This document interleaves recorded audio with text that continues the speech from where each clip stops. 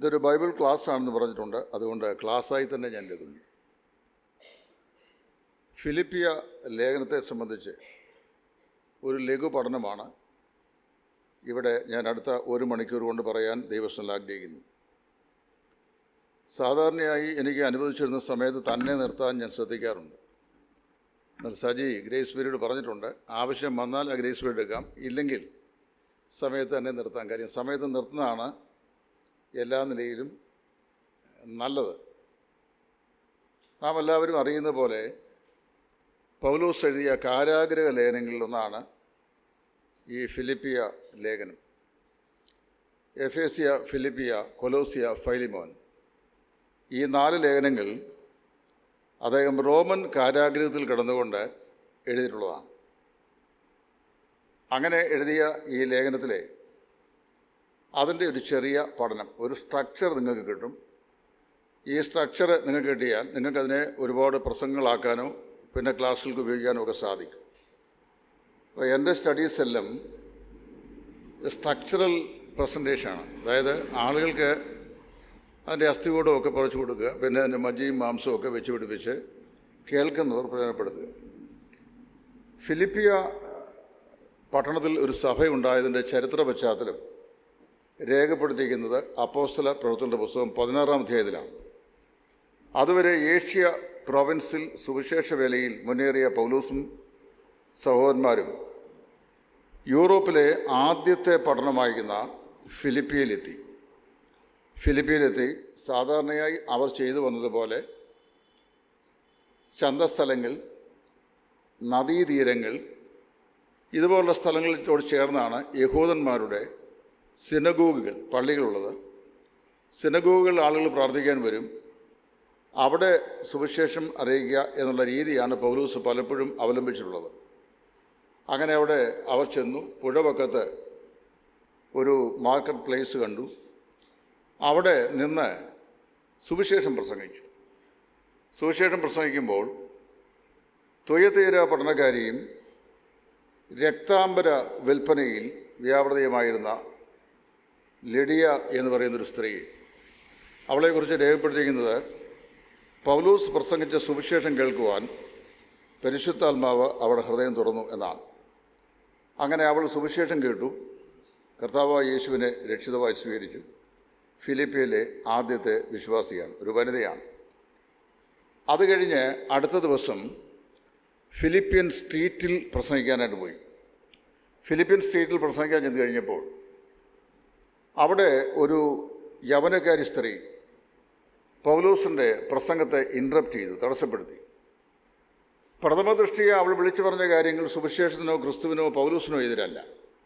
അവൾ പറഞ്ഞു, ശ്രദ്ധിക്കണം, ഇവർ അത്യുന്നതനായ ദൈവത്തിൻ്റെ ദാസന്മാർ, രക്ഷാമാർഗം നിങ്ങളോട് അറിയിക്കുന്നു. അങ്ങനെ പറയുന്നൊരു സ്ത്രീയെ നമ്മൾ ശാസിക്കേണ്ട എന്തെങ്കിലും ആവശ്യമുണ്ടോ? അവൾ പറഞ്ഞത്, ഇവർ അത്യുന്നതനായ ദൈവത്തിൻ്റെ ദാസന്മാരാണ്, രക്ഷാമാർഗം നിങ്ങളെ അറിയിക്കുന്നു. എന്നാൽ പൗലോസ് തിരിഞ്ഞ് അവളുള്ള ഭൂതത്തെ ശാസിച്ചു. പൗലോസിന് മനസ്സിലായി ഇവളുടെ ഭൂതമുണ്ട്. ഭൂതം അവളെ വിട്ടുമാറി. അവൾ ആരാണെന്ന് പറഞ്ഞിട്ടുണ്ട്. അവിടെ ഈ ഒരു ഡിവൈനേഷൻ കൊണ്ട്, അതായത് വെളിച്ചപ്പാട് ലക്ഷണം കൊണ്ട് യജമാന്മാർക്ക് വളരെ ലാഭം വരുത്തിയിരുന്ന ഒരു സ്ത്രീയാണ്. എഫ് ബ്രൂസിൻ്റെ അപ്പോസ്തല പ്രവൃത്തികളുടെ പുസ്തകത്തിൻ്റെ വ്യാഖ്യാനത്തിൽ ഞാൻ വായിച്ച് മനസ്സിലാക്കിയ അനുസരിച്ച് ഡോക്ടർ ബ്രൂസ് പറയുന്നു, ഈ നമ്മുടെ ഇവിടുത്തെ പണ്ട് ഭാരതീയ സ്റ്റേറ്റുകളിലെ ചില ക്ഷേത്രങ്ങളുണ്ടായിരുന്ന പോലെ ഈ മാസിഡോണിയൻ, ഗ്രീസ്, യൂറോപ്യൻ സ്ഥലങ്ങളിൽ അവിടുത്തെ ഹൈന്ദവ ക്ഷേത്രങ്ങളിൽ ദേവദാസി സമ്പ്രദായം നിലനിന്നു. ഇന്നും നമ്മുടെ കർണാടക സ്റ്റേറ്റിൽ അങ്ങനൊരു സ്ഥലമുണ്ട്. ആ ദേവദാസി സമ്പ്രദായത്തിൽപ്പെട്ടൊരു സ്ത്രീയായി ഇവൾ ഒരു ടെമ്പിൾ പ്രോസ്റ്റിറ്റ്യൂട്ടാണ്, യവനകാരിയാണ്. അവൾ കായിക താരങ്ങൾ, അതുപോലെ സമൂഹത്തിലെ ഉന്നതന്മാരാകുന്ന ഉദ്യോഗസ്ഥന്മാർ, ഇവരുമായി ശാരീരിക വീഴ്ചയിൽ ഏർപ്പെട്ടിട്ട് അവൾക്ക് കിട്ടുന്ന പ്രതിഫലത്തിൻ്റെ ഒരു ഭാഗം റോമൻ ചക്രവർത്തിക്കും, ഒരു ഭാഗം ഇവളെ ഈ ശുശ്രൂഷയ്ക്ക് നയിക്കുന്ന ഒരു ഏജൻസിയുണ്ട്. നമ്മുടെ ഇവിടുത്തെ ഈ വീടുകളിലൊക്കെ ജോലിക്ക് വേണ്ടി ഏജൻസിയുണ്ട്. ആ ഏജൻസിയുടെ ഹെഡിനും ഒരു ഭാഗം ടെമ്പിൾ പൂജാരിക്കും, ബാക്കി ഭാഗം അവളുടെ സ്വന്തം ആവശ്യത്തിനും വേണ്ടി ഉപയോഗിക്കുന്ന ഒരു പ്രൊഫഷണൽ പ്രോസ്റ്റിറ്റ്യൂട്ടാണ്, ദേവദാസി എന്നാണ് അറിയപ്പെടുന്നത്. ഏതായാലും പൗലോസ് അവളുടെ ഭൂതത്തെ ശാസിച്ചു. അവൾ സുബോധം പൂണ്ടു. അവളും പൗലോസിനോട് ചേർന്നു. അതിനുശേഷം പട്ടണത്തിൽ വലിയ പ്രശ്നമുണ്ടായി. പൗലോസിനെയും ശീലാസിനെയും പിടിച്ച് ദേഹോപദ്രവം ചെയ്ത് ഈ കാരാഗൃഹത്തിൽ അടച്ചു. പ്രവൃത്തി 16 ഇതെല്ലാം പറഞ്ഞിട്ടുണ്ട്. കാരാഗൃഹത്തിൽ അർദ്ധരാത്രിയിൽ അവർ പാടി ദൈവത്തെ സ്തുതിച്ചു. അപ്പോൾ കാരാഗൃഹത്തിൻ്റെ അസ്ഥിവാരം ഇളങ്ങി ഒരു ഭൂകമ്പമുണ്ടായി. കൈകാലുകളിൽ നിന്ന് ചങ്ങലകൾ അഴിഞ്ഞു വീണു. കാരാഗൃഹ പ്രമാണി ഈ തടവുപുള്ളികൾ രക്ഷപ്പെട്ടു പോയി എന്ന് ചിന്തിച്ച് സ്വന്തം വാളിന്മേൽ വീണ് മരിക്കാനായിട്ട് തീരുമാനിച്ചു. അങ്ങനെ പൗലോസ് നോക്കുമ്പോൾ വാള് നാട്ടി പിടിച്ച് അതിന്മേൽ മറിഞ്ഞു വീണ് മരിക്കാൻ ശ്രമിക്കുന്ന കാരാഗൃഹ പ്രമാണിയാണ് കണ്ടത്. അപ്പോൾ അദ്ദേഹം വിളിച്ചു പറഞ്ഞു, നീ നിനക്കായി തന്നെ ഒരു ദോഷവും ചെയ്യരുത്, ഞങ്ങളെല്ലാവരും ഇവിടെ ഉണ്ട്. ഒളിച്ചോടിപ്പോകാൻ ഒരു കനകാവസരം ലഭിച്ചാൽ പോകുന്നവരല്ല ഞങ്ങൾ, ക്രിസ്തു ശിഷ്യന്മാരാണ്. മറ്റൊരർത്ഥത്തിൽ പറഞ്ഞു കഴിഞ്ഞാൽ, ഞങ്ങൾ ഇവിടെ ഉള്ളതുകൊണ്ട് നീ നിനക്കായി ഒരു ദോഷവും ചെയ്യരുത്. അല്ലെങ്കിൽ ഇനിയും ഇങ്ങനെ പറയാം, നിനക്കൊരു ദോഷവും വരാതിരിക്കാനാണ് ദൈവം ഞങ്ങളെ ഇവിടെ കൊണ്ടുവന്നത്. അപ്പോൾ അവൻ ചോദിച്ചു, യജമാനന്മാരെ, രക്ഷ പ്രാപിപ്പാൻ ഞാൻ എന്ത് ചെയ്യണം?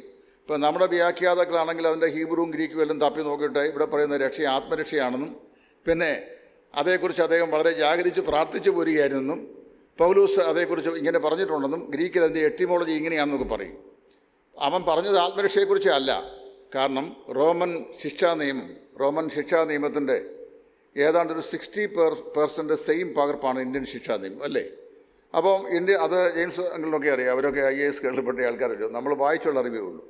അപ്പോൾ ഈ റോമൻ ശിക്ഷാ നിയമം അനുസരിച്ച് ഒരു കാരാഗൃഹ പ്രമാണിയുടെ വിചാരണയിലുള്ള ഒരു തടവുപുള്ളി രക്ഷപ്പെട്ടാൽ അവൻ അനുഭവിക്കേണ്ട ശിക്ഷ എന്തോ അതല്ല ഈ പ്രമാണി അനുഭവിക്കണം. അങ്ങനെയാണെങ്കിൽ അടുത്ത ദിവസം റോമൻ ചക്രവർത്തിയുടെ മിന്നിത്തിളങ്ങുന്ന ഖഡ്ഗം ഈ കാരാഗൃഹ പ്രമാണിയുടെ കഴുത്തിനെ ഛേദിച്ചു കളയും.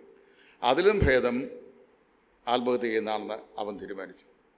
അങ്ങനെ ഇരിക്കുമ്പോഴാണ് പൗലോസ് പറയുന്നത്, ഞങ്ങളെല്ലാവരും ഇവിടെ ഉണ്ട്. അവൻ ചോദിച്ച, യജമാന്മാരെ, രക്ഷ പ്രാപിപ്പാൻ ഞാൻ എന്ത് ചെയ്യണം? ഉടൻ പൗലോസ് അവനോട് പറയുകയാണ്, കർത്താവായ യേശു ക്രിസ്തുവിൽ വിശ്വസിക്കുക, എന്നാൽ നീയും നിൻ്റെ കുടുംബവും രക്ഷ പ്രാപിക്കും. ഉടനെ തന്നെ അവൻ വന്ന് അവരെ കൂട്ടിക്കൊണ്ടുപോയി അവരുടെ മുറിവുകളെ കഴുകി അവർക്ക് ശുശ്രൂഷ ചെയ്തു. താമസിയാതെ താനും കുടുംബവും സ്നാനമേറ്റു. ചരിത്ര പശ്ചാത്തലം നമുക്കറിയാവുന്നതുകൊണ്ട് ഞാൻ വിവരിക്കുന്നില്ല. അപ്പോൾ ഈ ചരിത്ര പശ്ചാത്തലത്തിൽ ഫിലിപ്പിയിൽ 3 കൺവേർട്ടറുണ്ടായി. 2 ദിവസങ്ങളാണ് ഈ 3 കൺവേർട്ടറുണ്ടായത്. ആദ്യത്തെ കൺവേർട്ട് രക്താംബരം വിൽക്കുന്ന വലിയ ധനികയായ സ്ത്രീ ലൂദിയ. രണ്ടാമത്തെ ആൾ വെളിച്ചപ്പാട് ലക്ഷണം കൊണ്ട് യജമാന്മാർക്ക് ലാഭമുണ്ടാക്കി വന്ന വെളിച്ചപ്പാടത്തി സ്ത്രീ. മൂന്നാമത്തെ ആൾ കാരാഗൃഹ പ്രമാണിയും കുടുംബവും. ഫിലിപ്പിയയിൽ ഒരു സഭ സ്ഥാപിതമായി. ഈ സഭ സ്ഥാപിതമായി കാലങ്ങൾ കഴിഞ്ഞപ്പോൾ പൗലോസ് റോമിലേക്ക് തടവുപുള്ളിയായിപ്പോയി. അതിനൊക്കെ ശേഷം പിന്നെ താൻ പല സ്ഥലങ്ങളിലേക്ക് പോയി. പ്രവൃത്തി 20 വരുമ്പോൾ 19 എഫേഷ്യൻ റായോട്ട് എഫേസോസിലെ ലഹള കഴിഞ്ഞു. 20 അദ്ദേഹം യെരുശലേമിലേക്ക് പോയി. അവിടെ വെച്ച് അദ്ദേഹം പിടിക്കപ്പെട്ടു.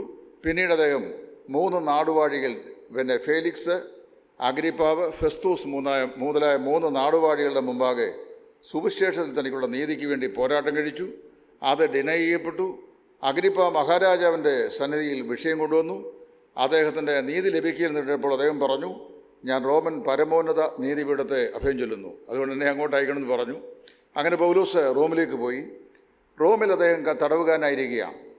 അങ്ങനെ തടവുകാരനായിരിക്കുമ്പോൾ റോമിൽ തടവിലായിരിക്കുന്ന പൗലോസിന് അല്പം സാമ്പത്തിക കൂട്ടായ്മ കൊടുക്കേണ്ടതിനും അവൻ്റെ ക്ഷേമം അന്വേഷിക്കേണ്ടതിനും ഫിലിപ്പിയ സഭയിലെ ഒരു യുവ സഹോദരൻ, അദ്ദേഹത്തിൻ്റെ പേര് എപ്പഫ്രോസ് എന്നാണ്. എപ്പഫ്രോസ് എന്ന് പറയുന്ന സഹോദരനെ പ്രാർത്ഥിച്ച് അല്പം സാമ്പത്തിക സഹായമൊക്കെ ആയിട്ട് റോമിലേക്ക് പറഞ്ഞയച്ചു. നമ്മുടെ ഇന്നത്തെ പോലെ റെയിൽ, പ്ലെയിൻ എയർ സംവിധാനങ്ങളൊന്നും ഇല്ലാത്ത കാലത്തിൽ കടൽക്ഷോഭമുള്ള അന്തരീക്ഷത്തിൽ കപ്പൽ കൂടി യാത്ര ചെയ്ത് അദ്ദേഹം അവിടെ ചെന്നു. അവിടെ അദ്ദേഹം വന്ന മരണകരമായ രോഗത്താൽ ബാധിതനായി. താനും മരിച്ചു പോകുമെന്ന് പൗലോസ് ആശങ്കപ്പെട്ടു. എന്നാൽ കർത്താവ് പൗലോസിൻ്റെ പ്രാർത്ഥന കേട്ടു. അവന് അത്ഭുതകരമായി വിടുതൽ കൊടുത്തു. അവൻ വന്ന് ഫിലിപ്പിയിലെ വിശ്വാസികളുടെ സ്ഥിതിവിവര കണക്കുകളൊക്കെ അവരോട് പറഞ്ഞു. പ്രധാനമായും 2 കാര്യങ്ങൾ അവരെ ബോധ്യപ്പെടുത്തി. സഭ 2 കാര്യങ്ങളിൽ ഇപ്പോൾ അല്പം പ്രശ്നത്തിലുണ്ട്. ഒന്ന്, അന്ന് വരെ സുവിശേഷം പ്രസംഗിക്കാൻ യാതൊരു താല്പര്യമില്ലായിരുന്ന ചില ആളുകൾ പൗലോസ് തടവിലായി എന്ന് കേട്ടപ്പോൾ അതിഗംഭീരമായ സുവിശേഷ പ്രവർത്തനവുമായി രംഗത്തിറങ്ങി. 1-ാം അധ്യായത്തിൻ്റെ 14 വാക്യങ്ങൾ. ചിലർ അസൂയയും പിണക്കവും നിമിത്തം അങ്ങനെ ചെയ്യുന്നു, ചിലർ നല്ല മനസ്സോട് തന്നെ. എങ്കിലും ഞാൻ അതിൽ സന്തോഷിക്കുന്നു, മേലാലും ഞാൻ അതിൽ സന്തോഷിക്കും. അവർ ക്രിസ്തുവിൻ്റെ ക്രൂശിനെ അല്ലയോ പ്രസംഗിക്കുന്നത്. അതാണ് അതിൻ്റെ ഒരു പശ്ചാത്തലം. 2, ഈ 2 സഹോദരിമാരെ കുറിച്ചാണെന്നാണ് പിന്നെ വേദപഠിതാക്കൾ പറയുന്നത്. അതായത് നമ്മുടെ ഫസ്റ്റ് കൺവേർട്ടുകൾ ലുദിയായും പിന്നെ കർത്താവിലേക 4-ാം അധ്യായം കർത്താവിലേക ചിന്തയോടിരിപ്പാൻ ഞാൻ യുവോദുകയും സുന്ദുകയും പ്രബോധിപ്പിക്കുന്നു. ഇവർ തമ്മിൽ ഏതോ സൗന്ദര്യ പിണക്കം പിന്നീട് ഉണ്ടായി കുറേ കഴിഞ്ഞപ്പോൾ. അപ്പോൾ സഭയിലൊരു ഡിസ്യൂണിറ്റി ഉണ്ടായി. ഈ 2 പ്രധാനപ്പെട്ട കാര്യങ്ങൾ മനസ്സിൽ വെച്ചുകൊണ്ട് സന്തോഷം എന്ന് പറയുന്ന കേന്ദ്ര വിഷയം തൻ്റെ ചർച്ചയ്ക്ക് വിധേയമാക്കി ഈ കൊച്ചു സഭയ്ക്ക് എഴുതിയ ചെറിയ ലേഖനമാണ് ഈ ഫിലിപ്പിയ ലേഖനം. 4 അധ്യായങ്ങൾ മാത്രമാണ് ഈ ലേഖനത്തിനുള്ളത്. ഈ ലേഖനത്തിലെ പ്രതിപാദന വിഷയം, കീ വേർഡ് എന്ന് പറയുന്നത് മൈൻഡ്, അതായത് മനസ്സ് എന്നുള്ളതാണ്. അവിടെ ഈ മനസ്സ് എന്നുള്ള വിഷയത്തിൽ കേന്ദ്രീകരിച്ചുകൊണ്ട് ഈ 4 അധ്യായങ്ങളെ കൂടെ ക്രോഡീകരിച്ച് പൗലോസ് എഴുതിയ സുന്ദരമായ ലേഖനം വളരെ മനോഹരമാണ്. വായിച്ചാൽ നമ്മുടെ പ്രാണങ്ങൾക്ക് മജ്ജയും മേധസ്സും കൊണ്ട് എന്ന പോലെ തൃപ്തി തരുന്ന ദൈവവചനമാണ്. ഈ 4 അധ്യായങ്ങളിൽ 4 പ്രത്യേക വിഷയങ്ങളാണ് മനസ്സ് എന്ന സബ്ജക്റ്റിനെ കുറിച്ച് അദ്ദേഹം അവരെ പ്രബോധിപ്പിക്കുന്നത്. ഈ 4 ഞാൻ ആദ്യം പറയാം, നിങ്ങളത് കുറിച്ചിട്ടേക്കുക, പിന്നെ നിങ്ങൾക്ക് ഒരിക്കലും മറക്കുകയില്ല. അത് വേദപുസ്തകം പഠിക്കാനുള്ള രീതിയും ഇങ്ങനെയാണ്. ഇങ്ങനെ പഠിക്കാമെങ്കിൽ നിങ്ങൾ മറക്കുകയില്ല. കാരണം എന്നെ കണക്ക് പഠിപ്പിച്ച 2 അധ്യാപകരുണ്ടായിരുന്നു. ഒരുവൻ ക്ലാസ്സിൻ്റെ പഠിക്ക വരുമ്പോഴേ ഞങ്ങൾക്ക് പേടിയാണ്. കാരണം എൻ്റെ നീളത്തിൻ്റെ പകുതി നീളമുള്ള ചൂരലും കൊണ്ടാണ് ഇദ്ദേഹം ക്ലാസ്സിലോട്ട് വരുന്നത്. അപ്പോൾ ഇയാളെ കാണുമ്പോഴേ ഞങ്ങൾക്ക് പേടി. അപ്പം പേടിച്ച് പിറയ്ക്കും, ഉള്ള കണക്കോട് മറന്നു പോകും. അതാണ് സംഭവിക്കുന്നത്. എന്നാൽ രണ്ടാമത് വേർതിരിച്ചുണ്ടായിരുന്നു ഞങ്ങൾക്ക് 9ലും 10ലും. അദ്ദേഹം പത്തനംതിട്ട സ്വദേശിയിൽ ഹസൻ സാറാണ്, MM ഹസൻ. അദ്ദേഹത്തിൻ്റെ കയ്യിൽ അറ്റൻഡൻസ് ബുക്കില്ല, കണക്കിൻ്റെ ടെക്സ്റ്റ് ബുക്കില്ല, വടിയില്ല, ഒന്നുമില്ല. അദ്ദേഹം ക്ലാസ്സിൽ വരും. അദ്ദേഹം പഠിപ്പിച്ചാൽ മണ്ടന് 40 മാർക്ക് കിട്ടും, പിന്നെ അല്ലാത്തവർക്ക് 100 മാർക്ക് കിട്ടും. ഞാൻ മണ്ടനായതുകൊണ്ട് എനിക്ക് 40 കിട്ടിയുള്ളൂ. അപ്പോൾ അങ്ങനെ മണ്ടന് 40ഉം മിടുക്കന് 100ഉം കിട്ടുന്ന ഹസൻ സാറ് വടിയില്ലാതെ ഞങ്ങളെ പഠിപ്പിച്ച മനുഷ്യനാണ്. അപ്പോൾ ഈ ഉദാഹരണം ഞാൻ പറഞ്ഞത്, ഈ പൗലോസ് അപ്പോസ്തലന് ഈ വിശ്വാസികൾക്ക് എഴുതുമ്പോൾ തലക്കെട്ടിൽ ഒരു വിഷയം എഴുതി, മനസ്സ്, മൈൻഡ്, അതാണ് വിഷയം.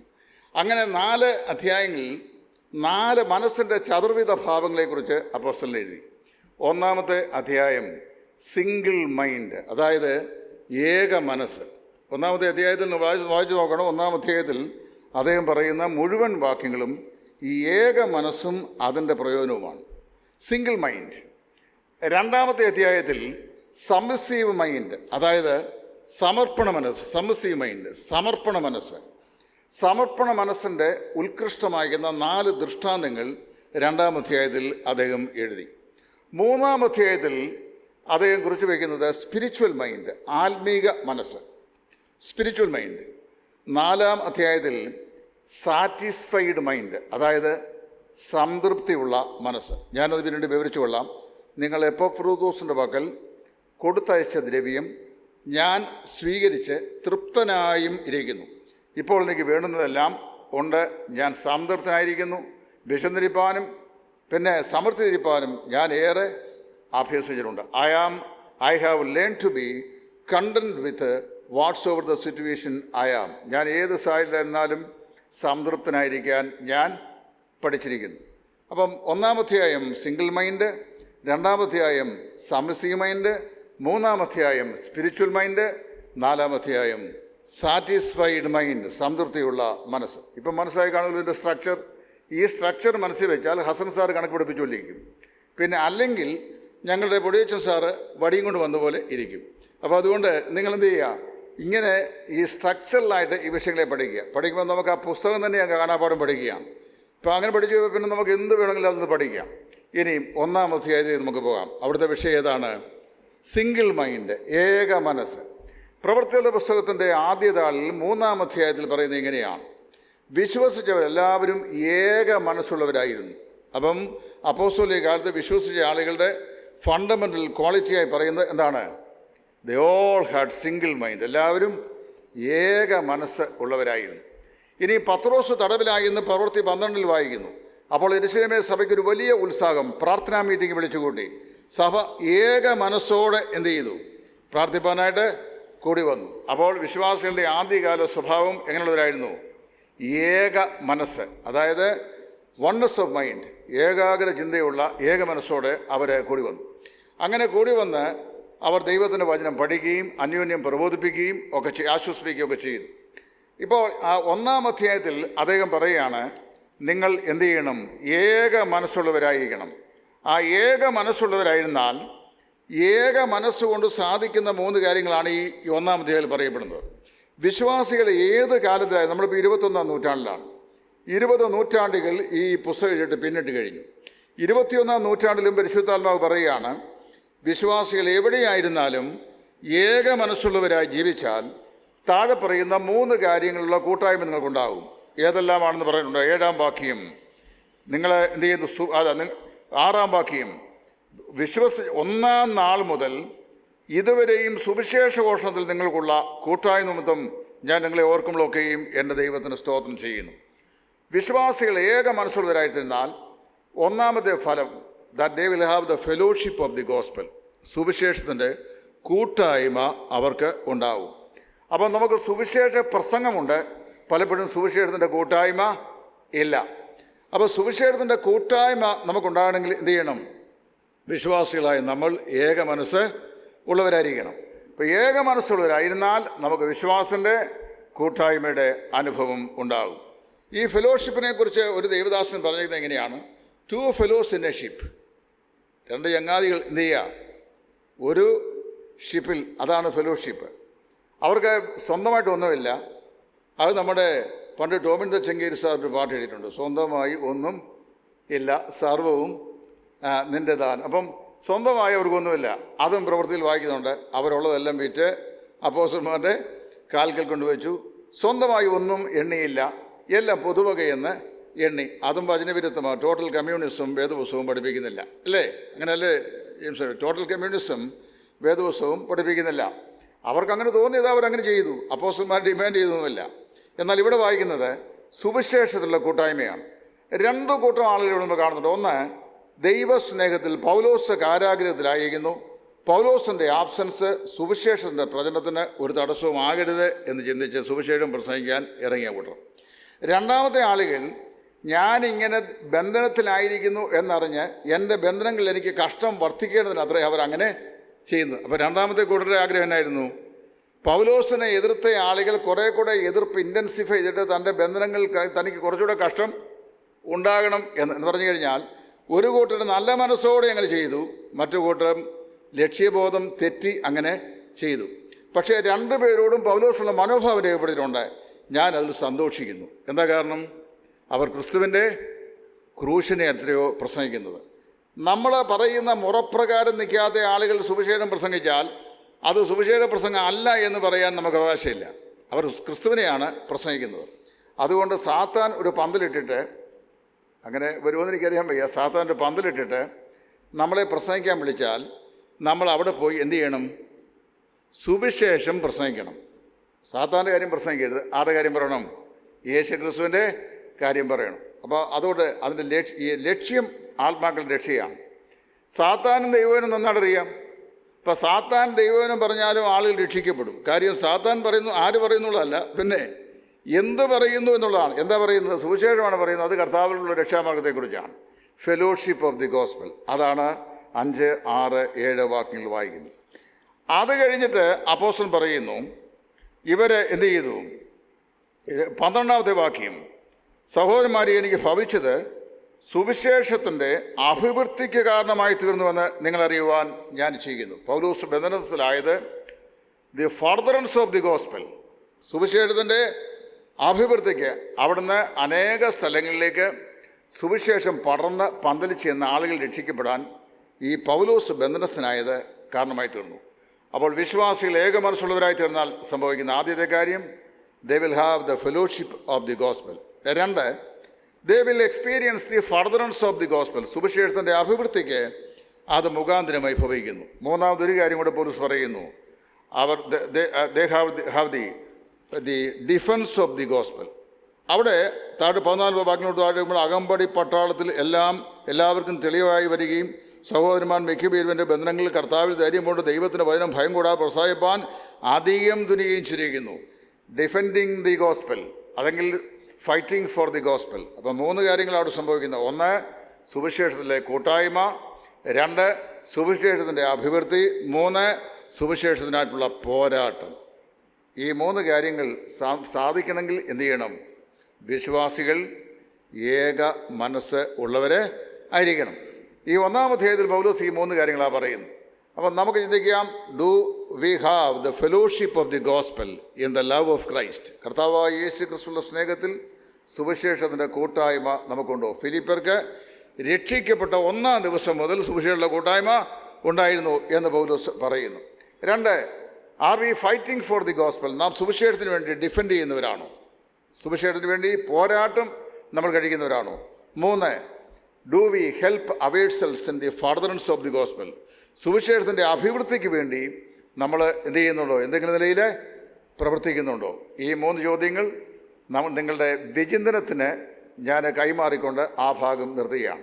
ഇപ്പോൾ 1-ാം അധ്യായത്തിലെ പ്രോക്തമായ വിഷയം സിംഗിൾ മൈൻഡ്, അതായത് ഏക മനസ്സ് എന്നുള്ളതാണ്.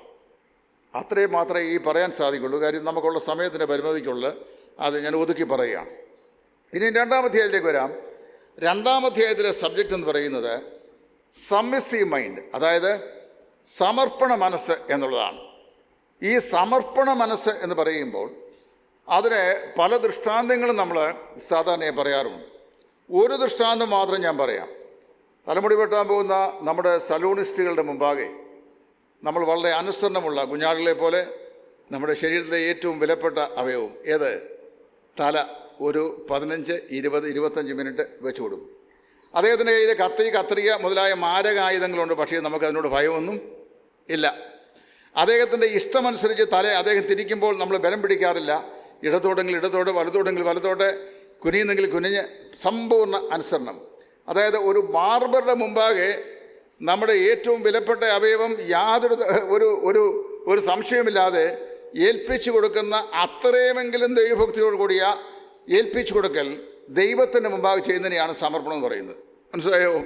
നമ്മുടെ ദേഹ ആത്മാക്കളെ ദൈവത്തിൻ്റെ ഇഷ്ടപ്രകാരം ദൈവം വിനിയോഗിക്കേണ്ടതിന് ദൈവം തിരിക്കുന്ന ഡയറക്ഷനിലേക്ക് തിരിയാൻ നമ്മൾ ഏൽപ്പിച്ചു കൊടുക്കുന്ന, സമ്മതിച്ചു കൊടുക്കുന്ന സമ്മതപത്രതയാണ് എന്താ പറയുന്നത്? സമർപ്പണം. അതിന് സയൻറ്റിസ്റ്റ് ഡോക്ടർ ജോർജ് ശാമുവിൻ്റെ ഭാഷയിൽ പറഞ്ഞാൽ ഡെഡിക്കേഷൻ എന്ന വാക്കിൻ്റെ അർത്ഥം. ഡെഡിക്കേഷൻ, അതായത് നമ്മളെ ഏൽപ്പിച്ചു കൊടുക്കുക. മനസ്സിലായോ? അതാണ് അതിൻ്റെ ശരിയായ അർത്ഥം. അപ്പോൾ സമർപ്പണ മനസ്സിൻ്റെ അല്ലെങ്കിൽ ഡെഡിക്കേറ്റീവ് മൈൻഡിൻ്റെ 4 ദൃഷ്ടാന്തങ്ങൾ ഈ അധ്യായത്തിൽ അപ്പോസ്തലൻ പറഞ്ഞിട്ടുണ്ട്. ആദ്യത്തെ 10 വാക്യങ്ങൾ, 2-ാം അധ്യായത്തിലെ ആദ്യത്തെ 11 വാക്യങ്ങൾ സമർപ്പണ മനസ്സിൻ്റെ 1-ാമത്തെ ദൃഷ്ടാന്തം. അത് വേറെ ആരുമല്ല, നമ്മുടെ കർത്താവായ യേശു ക്രിസ്തു തന്നെയാണ്. അവൻ ദൈവരൂപത്തിലിരിക്കെ ദൈവത്തോടുള്ള സമത്വം മുറുകെ പിടിച്ചുകൊള്ളണം എന്ന് വിചാരിക്കാതെ ദാസരൂപമെടുത്ത് മനുഷ്യ സാദൃശ്യത്തിലായി വേഷത്തിൽ മനുഷ്യനായി തന്നെത്താൻ താഴ്ത്തി മരണത്തോളം, ക്രൂശിലെ മരണത്തോളം തന്നെ അനുസരണമുള്ളവനായി തീർന്നു. അപ്പോൾ സമർപ്പണ മനസ്സിൻ്റെ ഏറ്റവും ഉത്കൃഷ്ടമായ ദൃഷ്ടാന്തം ആരാന്ന് ചോദിച്ചാൽ ആരാണ്? കർത്താവായ യേശു. യേശു ക്രിസ്തു തന്നെത്താൻ സമർപ്പിച്ച് കാണിച്ചതിനേക്കാൾ കൂടുതൽ സമർപ്പിച്ച് കാണിക്കാൻ ലോകത്തിൽ ആർക്കും സാധിക്കത്തില്ല. ഒരിക്കലും വലിയ ഞണ്ടമ്മ, ഈ ഞണ്ട് അതിൻ്റെ കുഞ്ഞുങ്ങളെ നോക്കിയപ്പോൾ കടൽക്കരയിൽ എല്ലാവരും നിൽക്കുകയാണ്, കുറേ പേരുണ്ട്. ഇതെല്ലാം ചെരിഞ്ഞ് പുറകോട്ട് നടക്കുന്നു. അപ്പോൾ ഈ ഞണ്ട് പറഞ്ഞു, തള്ളഞണ്ട് പറഞ്ഞു, ഷെയിം, ഈ സാംസ്കാരിക ലോകത്ത് നിങ്ങളിങ്ങനെയാണോ നടക്കുന്നത്? നിങ്ങളെങ്ങനെയാണ് നടക്കുന്നത്? ഞണ്ട് നടക്കുന്നുണ്ടോ? ചെരിഞ്ഞ് നടക്കുന്നത്. അപ്പം അവർ പറഞ്ഞു, മമ്മി ഞങ്ങൾ ഇങ്ങനെയാണ് ബാല്യം മുതലേ നടന്ന് പഠിച്ചിട്ടുള്ളത്. അപ്പോൾ മമ്മി പറഞ്ഞു ഷെയിമാണ്, നിങ്ങൾ നേരെ നടക്കണം. അപ്പോൾ അവർ പറഞ്ഞു, ഞങ്ങളെ മമ്മി ഒന്ന് കാണിച്ചതാ, ഞങ്ങളെങ്ങനെ നടക്കാം. അപ്പോൾ വലിയ ഞണ്ടമ്മ നടന്ന് അതിനെക്കാട്ടി പെട്ടതാ പോരും, അതിങ്ങനെ ചെരിഞ്ഞ് പുറകോട്ട് വന്നു. അപ്പോൾ exactly V are walking the same. ഞങ്ങളും ഇങ്ങനെ തന്നെയാണ് നടക്കുന്നത്. നോക്കിക്കോണം, നിങ്ങളെ നടത്തുന്നവരെ നോക്കിയാൽ നടത്തപ്പെടുന്നവരുടെ ക്വാളിറ്റി അറിയാം. മനസ്സിലായോ? നമ്മുടെ നാട്ടിൽ പഴഞ്ചൊല്ലുണ്ട്, ഉണ്ണിയെ കണ്ടാൽ ഊരിലെ പഞ്ഞം അറിയാം. നടത്തുന്നവർ ക്വാളിറ്റി ഉള്ളവരാണെങ്കിൽ നടത്തപ്പെടുന്നവരും എന്നുള്ളവരായിരിക്കും, ക്വാളിറ്റി ഉള്ളവരെ ആയിരിക്കും. പൗലോസ് പറഞ്ഞു, ഞാൻ ക്രിസ്തുവിൻ്റെ അനുകാരിയായിരിക്കുന്ന പോലെ നിങ്ങളും എൻ്റെ അനുകാരികളാകുകയും. അപ്പോൾ ഈ സമർപ്പണ മനസ്സിൻ്റെ ആദ്യത്തെ ദൃഷ്ടാന്തമാണ് കർത്താവായ യേശു. യേശു ക്രിസ്തുവിനേക്കാൾ അധികം സമർപ്പണ മനസ്സിനൊരു മാതൃക നമുക്ക് കാണിച്ചു തരാൻ കഴിയുന്നൊരു മാതൃകാ പുരുഷൻ ഇന്ന് വരെ ഭൂമിയിൽ ഉണ്ടായിട്ടില്ല, ഇനി ഉണ്ടാകുകയില്ല. അത്രമാത്രം ശ്രേഷ്ഠമായ ഒരു സമർപ്പണത്തിൻ്റെ പ്രോജ്വലമായ ദൃഷ്ടാന്തമാണ് കർത്താവായ യേശു. സ്വർഗത്തിൻ്റെ മഹിമകളെ വെടിഞ്ഞ് തങ്ങളായിരിക്കുന്ന പൊസിഷനിൽ നിന്ന് അല്പമെങ്കിലും താണു വരാനായിട്ട് മനസ്സുള്ള ആളുകൾ വളരെ കുറവാണ്. ഞാൻ 1985-86 കേരളത്തിന് വെളിയിലുള്ള ഒരു സ്റ്റേറ്റിൽ ഞങ്ങൾ ആദ്യം പ്രവർത്തിച്ചുണ്ടായ ഒരു സ്ഥലം സഭയുണ്ട്. ഇന്നത് വലിയ സഭയാണ്. എക്സ്പാട്രിയേറ്റ്സ് എല്ലാം വന്ന് ക്ലൗഡ് ചെയ്തിട്ട് ഒരുപാട് വലിയ മെമ്പേഴ്സുള്ള സഭയായി. അപ്പോൾ അവിടെ ഒരു സഹോദരൻ ഉണ്ടായിരുന്നു. അദ്ദേഹം അല്ലറ പ്രശ്നങ്ങളൊക്കെ ഉണ്ടായി. അവസാനം ആ പ്രശ്നങ്ങൾ പരിഹരിക്കാൻ വേണ്ടി എല്ലാവരും കൂടെ വിളിച്ചു കൂട്ടി. അപ്പോൾ അതേ ഒരു വിഷയം പറഞ്ഞു, I can remain in this church only in the capacity of an elder. അതായത് എനിക്ക് ഈ ചർച്ചിനകത്ത് ഇരിക്കാൻ കഴിയണമെങ്കിൽ എന്ത് ചെയ്യണം? I can remain in the church only in the capacity of an elder. ഒരു മൂപ്പൻ്റെ സ്ഥാനത്തിൽ ഒഴികെ വേറെ ഒരു സ്ഥാനത്തും ഈ സഭയിൽ ഇരിക്കാനായിട്ട് എനിക്ക് മനസ്സില്ല. കുറേ കഴിഞ്ഞപ്പോൾ അദ്ദേഹം അവിടെ നിന്ന് പോകേണ്ടതായി വന്നു. അപ്പോൾ ഞാൻ ചോദിച്ചാൽ അല്പം പോലും താഴാൻ അദ്ദേഹത്തിന് മനസ്സില്ല. നമ്മുടെ കർത്താവ് എന്താ ചെയ്ത്? പിതാവിൻ്റെ സന്നയിൽ പിതാവിനോട് തുല്യത്വമുള്ള പ്രഭ ധരിച്ചുകൊണ്ട് ജീവിച്ച കർത്താവ്, ഹി കോണ്ടിഷൻ ടു ബി എന്താണ്? Condition not to be equal with God. അപ്പോൾ he condition to come down to this world. അപ്പം അദ്ദേഹം സ്വർഗത്തിൻ്റെ മഹിമകളെ വെടിഞ്ഞിട്ട് ഈ താണഭൂമിയിലേക്ക് ഇറങ്ങി വന്നു. അതുകൊണ്ട് ദൈവം അവനെ ഏറ്റവും അധികം ഉയർത്തി എന്നാണ് വായിക്കുന്നത്. അപ്പോൾ നമ്മുടെ സമർപ്പണ മനസ്സിൻ്റെ ആദ്യത്തെ ദൃഷ്ടാന്തം കർത്താവായ യേശു ക്രിസ്തുവാണ്. അതുകൊണ്ടാണ് കർത്താവ് പറഞ്ഞത് ഇപ്പോൾ ക്രിസ്തുവിൽ വല്ല പ്രബോധനമുണ്ടെങ്കിൽ, സ്നേഹത്തിൻ്റെ വല്ല ആശ്വാസമുണ്ടെങ്കിൽ, വല്ല ആർദ്രതയും മനസ്സിലും ഉണ്ടെങ്കിൽ, നിങ്ങൾ ഏക മനസ്സുള്ളവരായി, ഏക സ്നേഹം കൊണ്ട് ഐകമത്യപ്പെട്ട് ഏകഭാവമുള്ളവരായി ഇങ്ങനെ എൻ്റെ സന്തോഷം പൂർണ്ണമാക്കുവീൻ. എന്നിട്ട് പറയാണ്, ഓരോരുത്തരും എന്ത് ചെയ്യണം? ഓരോരുത്തരും തന്നേക്കാൾ മറ്റുള്ളവരെ ശ്രേഷ്ഠൻ എന്ന് എണ്ണിക്കൊള്ളുവിൻ. ഒരുത്തൻ സ്വന്തം ഗുണമല്ല, മറ്റുള്ളവൻ്റെ ഗുണം കൂടി നോക്കണം. ക്രിസ്തുവേശുള്ള ഭാവം തന്നെ നിങ്ങളിലും ഉണ്ടായിരിക്കട്ടെ. എന്തായി ക്രിസ്തുവേശുള്ള ഭാവം? അവന് ദൈവത്തുള്ള സമത്വം മുറുകെ പിടിച്ചുകൊള്ളണം എന്ന് ചിന്തിച്ചില്ല. He never stated that I can remain in the assembly only in the capacity of an elder എന്ന് പറഞ്ഞില്ല. അത് മനസ്സിലാക്കണം. കർത്താവ് he condition to come down, താഴെ ഇറങ്ങി വരുവാൻ അവിടുന്ന് മനസ്സായി. ഇതാണ് ക്രിസ്തുവേശുള്ള ഭാവം എന്ന് പറയുന്നത്. ഇപ്പോൾ കർത്താവായ യേശു ക്രിസ്തുള്ള ഭാവത്തെക്കുറിച്ച് പറയുമ്പോൾ അത് നമുക്ക് വളരെ ആഴമായി ചിന്തിക്കാൻ കഴിയുന്ന മറ്റൊരു സബ്ജക്റ്റ് കൂടിയാണ്. അപ്പോൾ ക്രിസ്തുവിനെ ഈ സമർപ്പണ മനസ്സിൻ്റെ ആദ്യത്തെ ദൃഷ്ടാന്തമായി ഇവിടെ അവതരിപ്പിച്ചു. ഇനി അതിൻ്റെ 12 മുതൽ വാക്യങ്ങൾ വായിക്കുമ്പോൾ 12 മുതൽ 18 വരെയുള്ള വാക്യങ്ങളിൽ വളരെ വേഗത്തിലാണ് ഞാൻ ഓടിപ്പോകുന്നത്, അത്രേ പറയാനൊക്കെ ഉള്ളത് കൊണ്ടാണ്. 12 മുതൽ 18 വരെയുള്ള വാക്യങ്ങളിൽ പൗലോസ് പറയുകയാണ് ഈ സമർപ്പണ മനസ്സിൻ്റെ രണ്ടാമത്തെ ദൃഷ്ടാന്തം അതാരാണ്? അദ്ദേഹം പറയുന്നു അതിൻ്റെ 17-ാം വാക്യം നോക്കി, 2-ാം അധ്യായത്തിൻ്റെ 17-ാം വാക്യം, എന്നാൽ നിങ്ങളുടെ വിശ്വാസം എന്ന യാഗം അർപ്പിക്കുന്ന ശുശ്രൂഷയിൽ എൻ്റെ രക്തം ഒഴിക്കേണ്ടി വന്നാലും ഞാൻ സന്തോഷിക്കും, നിങ്ങളോട് എല്ലാവരോടും കൂടെ സന്തോഷിക്കും, അങ്ങനെ തന്നെ നിങ്ങളും സന്തോഷിപ്പീൻ, എന്നോടുകൂടെ സന്തോഷിപ്പീൻ. കർത്താവായ യേശു ക്രിസ്തുവിനെ സകലത്തിലും അനുഗമിച്ച പൗലോസ്, കർത്താവിൻ്റെ ശിഷ്യനായ പൗലോസ്, ആ പൗലോസാണ് സമർപ്പണ മനസ്സിൻ്റെ രണ്ടാമത്തെ ദൃഷ്ടാന്തം. ഫിലിപ്പിയിലെ വിശ്വാസികളെ വിശ്വാസത്തിൻ്റെ ഏറ്റവും ഉന്നതമായ ശ്രേണിയിൽ നിലനിർത്തി അവരെ കർത്താവിന് വേണ്ടി നേടി മുമ്പോട്ട് കൊണ്ടുപോകുന്ന ശുശ്രൂഷയിൽ അവർക്ക് വേണ്ടി വന്നാൽ രക്തം ചൊരിയുക എന്ന് പറഞ്ഞാൽ പ്രാണത്യാഗം ചെയ്യാൻ പോലും തയ്യാറായിരിക്കുന്ന ഒരു ഒരു ശ്രേഷ്ഠ പുരുഷൻ അപ്പോസ്തലനായ പൗലോസ്. അദ്ദേഹം പറയുകയാണ്, നിങ്ങളുടെ വിശ്വാസം എന്ന യാഗം അർപ്പിക്കുന്ന ശുശ്രൂഷയിൽ എൻ്റെ രക്തം ഒഴിക്കേണ്ടി വന്നാൽ ഞാനത് ചെയ്യും, ഞാനതിലെന്ത് ചെയ്യും? ഞാൻ സന്തോഷിക്കും. സഹവിശ്വാസികൾക്ക് വേണ്ടി മരിപ്പാൻ പോലും, സ്വന്തം ജീവനെ ത്യജിക്കാൻ പോലും തയ്യാറായ അപ്പോസ്തലനായ പൗലോസ്. ലോകത്തിലാരും അങ്ങനെ അത് ചെയ്യുകയില്ല. താൻ അങ്ങനെയാണ് ചെയ്തത് എന്ന് പറഞ്ഞാൽ തൻ്റെ സ്വന്തം രക്തം സഹോദരന്മാർക്ക് വേണ്ടി, അവരുടെ അഭിവൃദ്ധിക്ക് വേണ്ടി, അവരുടെ വിശ്വാസത്തിൻ്റെ നിലനിൽപ്പിന് വേണ്ടി, അവരുടെ ആത്മീക നന്മയ്ക്ക് വേണ്ടി ആ രക്തം ദൈവസന്നിധിയിൽ യാഗമായി സമർപ്പിക്കാൻ തന്നെത്താൻ ഏൽപ്പിച്ചു കൊടുത്ത ദിവ്യപുരുഷൻ അവനാണ് അപ്പോസ്തലനായ പൗലോസ്. നിസ്വാർത്ഥമായ സേവനത്തിൻ്റെ ഉത്കൃഷ്ടമായിരിക്കുന്ന ദൃഷ്ടാന്തം. യാതൊരു സ്വാർത്ഥതയും എവിടെയില്ല, പൗലോസിൻ്റെ ജീവിതത്തിൽ ഇല്ല. പൗലോസിനെ കുറിച്ചൊക്കെ നമ്മൾ സാധാരണ ക്ലാസ്സിലെക്കാറുണ്ട്. അദ്ദേഹം വലിയൊരു കപ്പലുടമസ്ഥൻ്റെ മകനായിരുന്നു, 2, 3, 4 കപ്പലുണ്ടായിരുന്നൊക്കെ ആൾക്കാർ. എനിക്കൊന്നും അറിയാൻ പോയി, ഞാനിതൊക്കെ പരിശോധിച്ച് നോക്കിയിട്ടുണ്ടായിരുന്നു. ഇതൊക്കെ കുറേയൊക്കെ കെട്ടുകളായിരിക്കാം. എന്നാൽ ഒന്നെനിക്കറിയാം, പൗലോസ് ഒരു ബഹുസമ്പന്നനായിരുന്നു. സാമ്പത്തികമായി വലിയ ശേഷിയുണ്ടായിരുന്നു. വിദ്യാഭ്യാസപരമായി വളരെ ഉന്നതമായ ഒരു നിലവാരമുള്ളവനാണ്. അന്നത്തെ യഹൂദന്മാരെ അറിയപ്പെടുന്ന ഹില്ലേൽ യൂണിവേഴ്സിറ്റി, അതായത് ഹീബ്രു പഠനശാലയാണ്, സർവകലാശാലയാണ്, മതപഠന സർവകലാശാലയാണ്. അതിൻ്റെ പേര് ഹില്ലേൽ യൂണിവേഴ്സിറ്റിയാണ്. ഹില്ലേൽ യൂണിവേഴ്സിറ്റിയുടെ ചാൻസലറായിരുന്നു ഡോക്ടർ ഗമാലിയേൽ. ആ ഗമാലിയേലായിരുന്നു ഈ പൗലോസിൻ്റെ മെൻറ്റർ. അദ്ദേഹത്തിൻ്റെ കീഴിലാണ് ഇദ്ദേഹം പഠിച്ചത്. അദ്ദേഹം തന്നെ അത് പറഞ്ഞിട്ടുണ്ട്, ന്യായപ്രമാണത്തെ നീതി സംബന്ധിച്ച് ഞാൻ അനിന്ദനാണ്, ഞാൻ ഈ ഗമാലിയേലിൻ്റെ പാതപ്പെടുത്ത് പഠിച്ചവനാണ്. ആ കൂട്ടത്തിൽ യവനായൊരു തത്വശാസ്ത്രവും അദ്ദേഹം അഭ്യസിച്ചിട്ടുണ്ട്. അത് അദ്ദേഹത്തിൻ്റെ ശുശ്രൂഷയിൽ തത്വശാസ്ത്രികളായ ആളുകളുടെ ഏർപ്പെടുത്തി, പ്രത്യേകിച്ച് അതേനെ പോലുള്ള സ്ഥലങ്ങളിൽ അദ്ദേഹം അത് വെളിപ്പെടുത്തിയിട്ടുണ്ട്. വളരെ രാഷ്ട്രീയ മണ്ഡലത്തിലും സാംസ്കാരിക മണ്ഡലത്തിലും തത്വശാസ്ത്ര മണ്ഡലത്തിലും മതമണ്ഡലത്തിലുമൊക്കെ പ്രബുദ്ധനായ ഒരു വ്യക്തിയായിരുന്നു. അങ്ങനെയുള്ള ഈ വ്യക്തി കർത്താവായ യേശു ക്രിസ്തുവിനാൽ പിടിക്കപ്പെട്ട് ക്രിസ്തുവിൻ്റെ അനുകാരിയായി തീർന്നപ്പോൾ അദ്ദേഹം പറഞ്ഞു, ഞാൻ ക്രിസ്തുവിൻ്റെ അനുകാരി ആയിരിക്കുന്ന പോലെ നിങ്ങളും. അങ്ങനെ പറയാനുള്ള യോഗ്യതയൊന്നും എനിക്കില്ല. ഒരുപാട് സ്വഭാവ ദൂഷ്യങ്ങളുള്ള മനുഷ്യനാണ് ഞാൻ. ക്ഷിപ്രകോപമുണ്ട്. അപ്പം ക്ഷിപ്രകോപം എന്ന് പറഞ്ഞു കഴിഞ്ഞാൽ എല്ലാ മനുഷ്യനും കോപമുണ്ട്. എനിക്ക് അതിൻ്റെ ഇൻറ്റൻസിറ്റി അല്പം കൂടുതലുണ്ട്, പെട്ടെന്ന് ദേഷ്യപ്പെടും. അപ്പം അതുപോലെ തന്നെ ഹോൾഡിങ് പവർ, നിങ്ങൾക്കൊക്കെ ചില കാര്യങ്ങൾ ഹോൾഡ് ചെയ്യാൻ കഴിയും, എനിക്ക് പൊട്ടിത്തെറിക്കും പെട്ടെന്ന്. അപ്പോൾ എന്തെങ്കിലും വചനവിരുദ്ധമായ കാര്യങ്ങൾ കേട്ടുകഴിഞ്ഞാൽ ഉടൻ തന്നെ മറുപടി പറയും. അപ്പം മറുപടി പറഞ്ഞു കഴിയുമ്പം ആൾക്കാർക്ക് എതിർപ്പുണ്ടാകും. അറിയാമോ, തങ്ങൾ ചിന്തിക്കുന്ന വിഷയങ്ങൾക്ക് വിപരീതമായി നമ്മൾ സ്വാതന്ത്ര്യപ്രകാരം സത്യമാണെങ്കിലും പറഞ്ഞു കഴിയുമ്പോൾ ആൾക്കാർക്ക് ഇഷ്ടമില്ല. അപ്പോൾ പറയും ഇയാൾ ഉടക്കനാന്ന് പറയും. ഉടക്കനായിട്ടല്ല, സത്യം പറയുന്ന, മനസ്സിലായോ?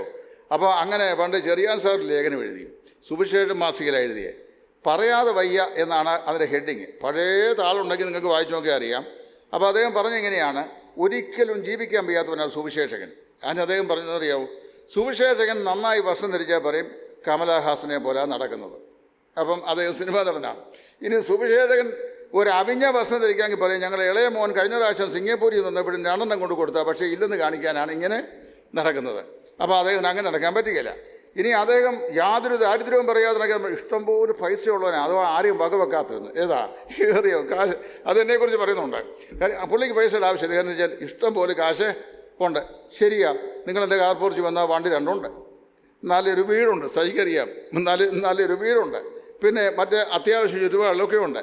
അപ്പോൾ ഇതിൽ നോക്ക് പ്രഥമ ദൃഷ്ടി, പിന്നെ കണ്ടാൽ ഒരു വഴക്കമൊന്നുമില്ല. അപ്പോൾ ഇവനെന്തോ ആവശ്യമില്ല, കാശൊന്നും ആവശ്യമില്ല. അപ്പോൾ അങ്ങനെ പറയും.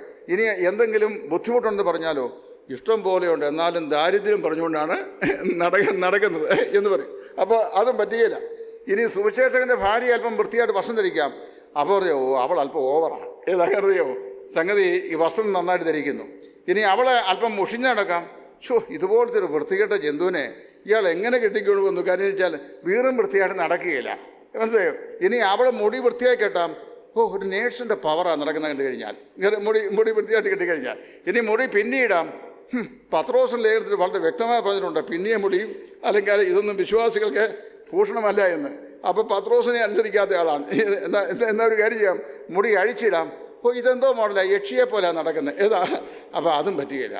ചുരുക്കം പറഞ്ഞു കഴിഞ്ഞാൽ ഒടുവിൽ കൊണ്ടുവന്ന് സാർ ഈ ലേഖനം അവസാനിപ്പിക്കുന്നത്, ഒരു വിധത്തിലും ജീവിക്കാൻ വയ്യാത്ത ആളാണ് ഈ സുവിശേഷ വിലക്കാൻ. കാരണം ആളുകളുടെ ഗേസിങ്ങിന്, പബ്ലിക് ഗേസിങ്ങിനെ എപ്പോഴും നോക്കിക്കൊണ്ടിരിക്കുകയാണ്. അപ്പം നന്നായിട്ട് ഇനിയും സുവിശേഷൻ്റെ ഭാര്യ വർത്തമാനം പറയും, ഭയങ്കര വാചാലിയാണ്, എന്നാൽ ഇനി ഒന്നും മിണ്ടായിരിക്കാമല്ലോ, വലിയ പാവമാണ്, ഏതാ? കാര്യം ആരോടും പാതുറക്കിയാലും ഒന്നും മിണ്ടുകയില്ല. ചുരുക്കം പറഞ്ഞാൽ ജീവിക്കാനും പറ്റുകയില്ല, മരിക്കാനും പറ്റുകയില്ല. അങ്ങനത്തെ ഒരു സ്ഥിതി വിശേഷം. ഇപ്പം ഇവരെ എല്ലാം തൃപ്തിപ്പെടുത്തിയിട്ട് നമുക്ക് സമാധാനമായിട്ട് ജീവിക്കാൻ പറ്റുമോ? അതും വേറൊരു പ്രശ്നം.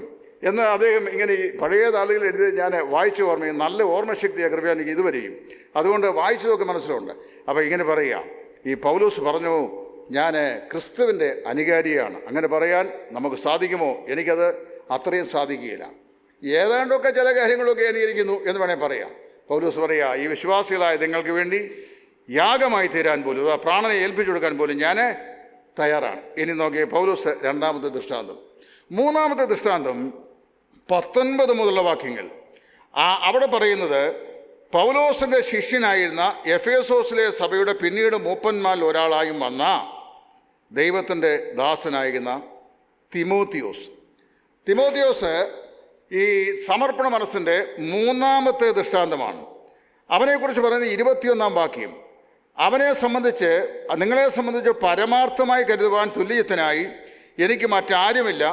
യേശുക്രിസ്തുവിൻ്റെ കാര്യമല്ല, സ്വന്തം കാര്യമത്രേ എല്ലാവരും നോക്കുന്നത് പോലെ. എന്ന് പറഞ്ഞാൽ എല്ലാവരുടെയും ലക്ഷ്യം സ്വന്തം കാര്യം, സിന്ദാബാദ്, എൻ്റെ കാര്യം, മറ്റൊന്നും എനിക്ക് വിഷയമല്ല. ഞാനൊരിക്കലേ എൻ്റെ വൈഫിന് സർജറി ആയിരുന്നു കോട്ടയം മെഡിക്കൽ കോളേജ് ഹോസ്പിറ്റലിൽ. ഞാൻ അതിനുവേണ്ടി പോയി. അപ്പോൾ അവിടെ ഒരു കസിൻ ഡോക്ടർ അവിടെയുണ്ട്. ഞാൻ പുള്ളിയോട് പറഞ്ഞു, ഞാൻ പേവാർഡ് ബുക്ക് ചെയ്തു, പക്ഷേ എനിക്ക് കിട്ടാൻ താമസം ഉണ്ടാകുന്നു. അപ്പോൾ കൈക്കൂലി ഞാൻ കൊടുക്കുകയില്ല, അത് കൊടുക്കുന്നവർക്ക് വേണ്ടി. അപ്പോൾ കിട്ടാൻ താമസം ഉണ്ടാകുന്നു. അദ്ദേഹം മെഡിക്കൽ ബോർഡിൻ്റെ ഡെവലപ്മെൻറ്റിലൊക്കെ ഉള്ള ആളാണ്. അപ്പോൾ ഞാൻ പറഞ്ഞു, ഡോക്ടർ എനിക്ക് ഇത് വേണ്ടി ഒന്ന് സഹായിക്കണം. അപ്പോൾ അദ്ദേഹത്തിൻ്റെ മകളെ ഡെലിവറിക്കായിട്ട് കൊടുത്തിട്ടുണ്ട്. പറഞ്ഞു, ആദ്യം എൻ്റെ മോളുടെ ഡെലിവറിക്ക് വേണ്ടി ഞാനൊന്ന് അഡ്മിറ്റ് ചെയ്യട്ടെ, പ്രോക്യൂർ ചെയ്യട്ടെ, പിന്നെ നമുക്ക് ബീനയുടെ കാര്യം നോക്കാമെന്ന് പറഞ്ഞു. അതായത് ആദ്യം എൻ്റെ കാര്യം, പിന്നെ ബീനയുടെ കാര്യം. അങ്ങനെയാണ് സ്വാഭാവികമായി മാനസികമായി വരുന്നത്. ഞാൻ പോയി അത് വേറെ വഴിക്ക് കിട്ടി. എന്നാലും ഞാൻ പറഞ്ഞതെന്നു ചോദിച്ചു കഴിഞ്ഞാൽ, ഇവിടെ പൗലോസ് പറയുക, എല്ലാവരും സ്വന്തം കാര്യം അത്രേ നോക്കുന്നത്. എന്നാൽ ഇവനെങ്ങനെയാണ്?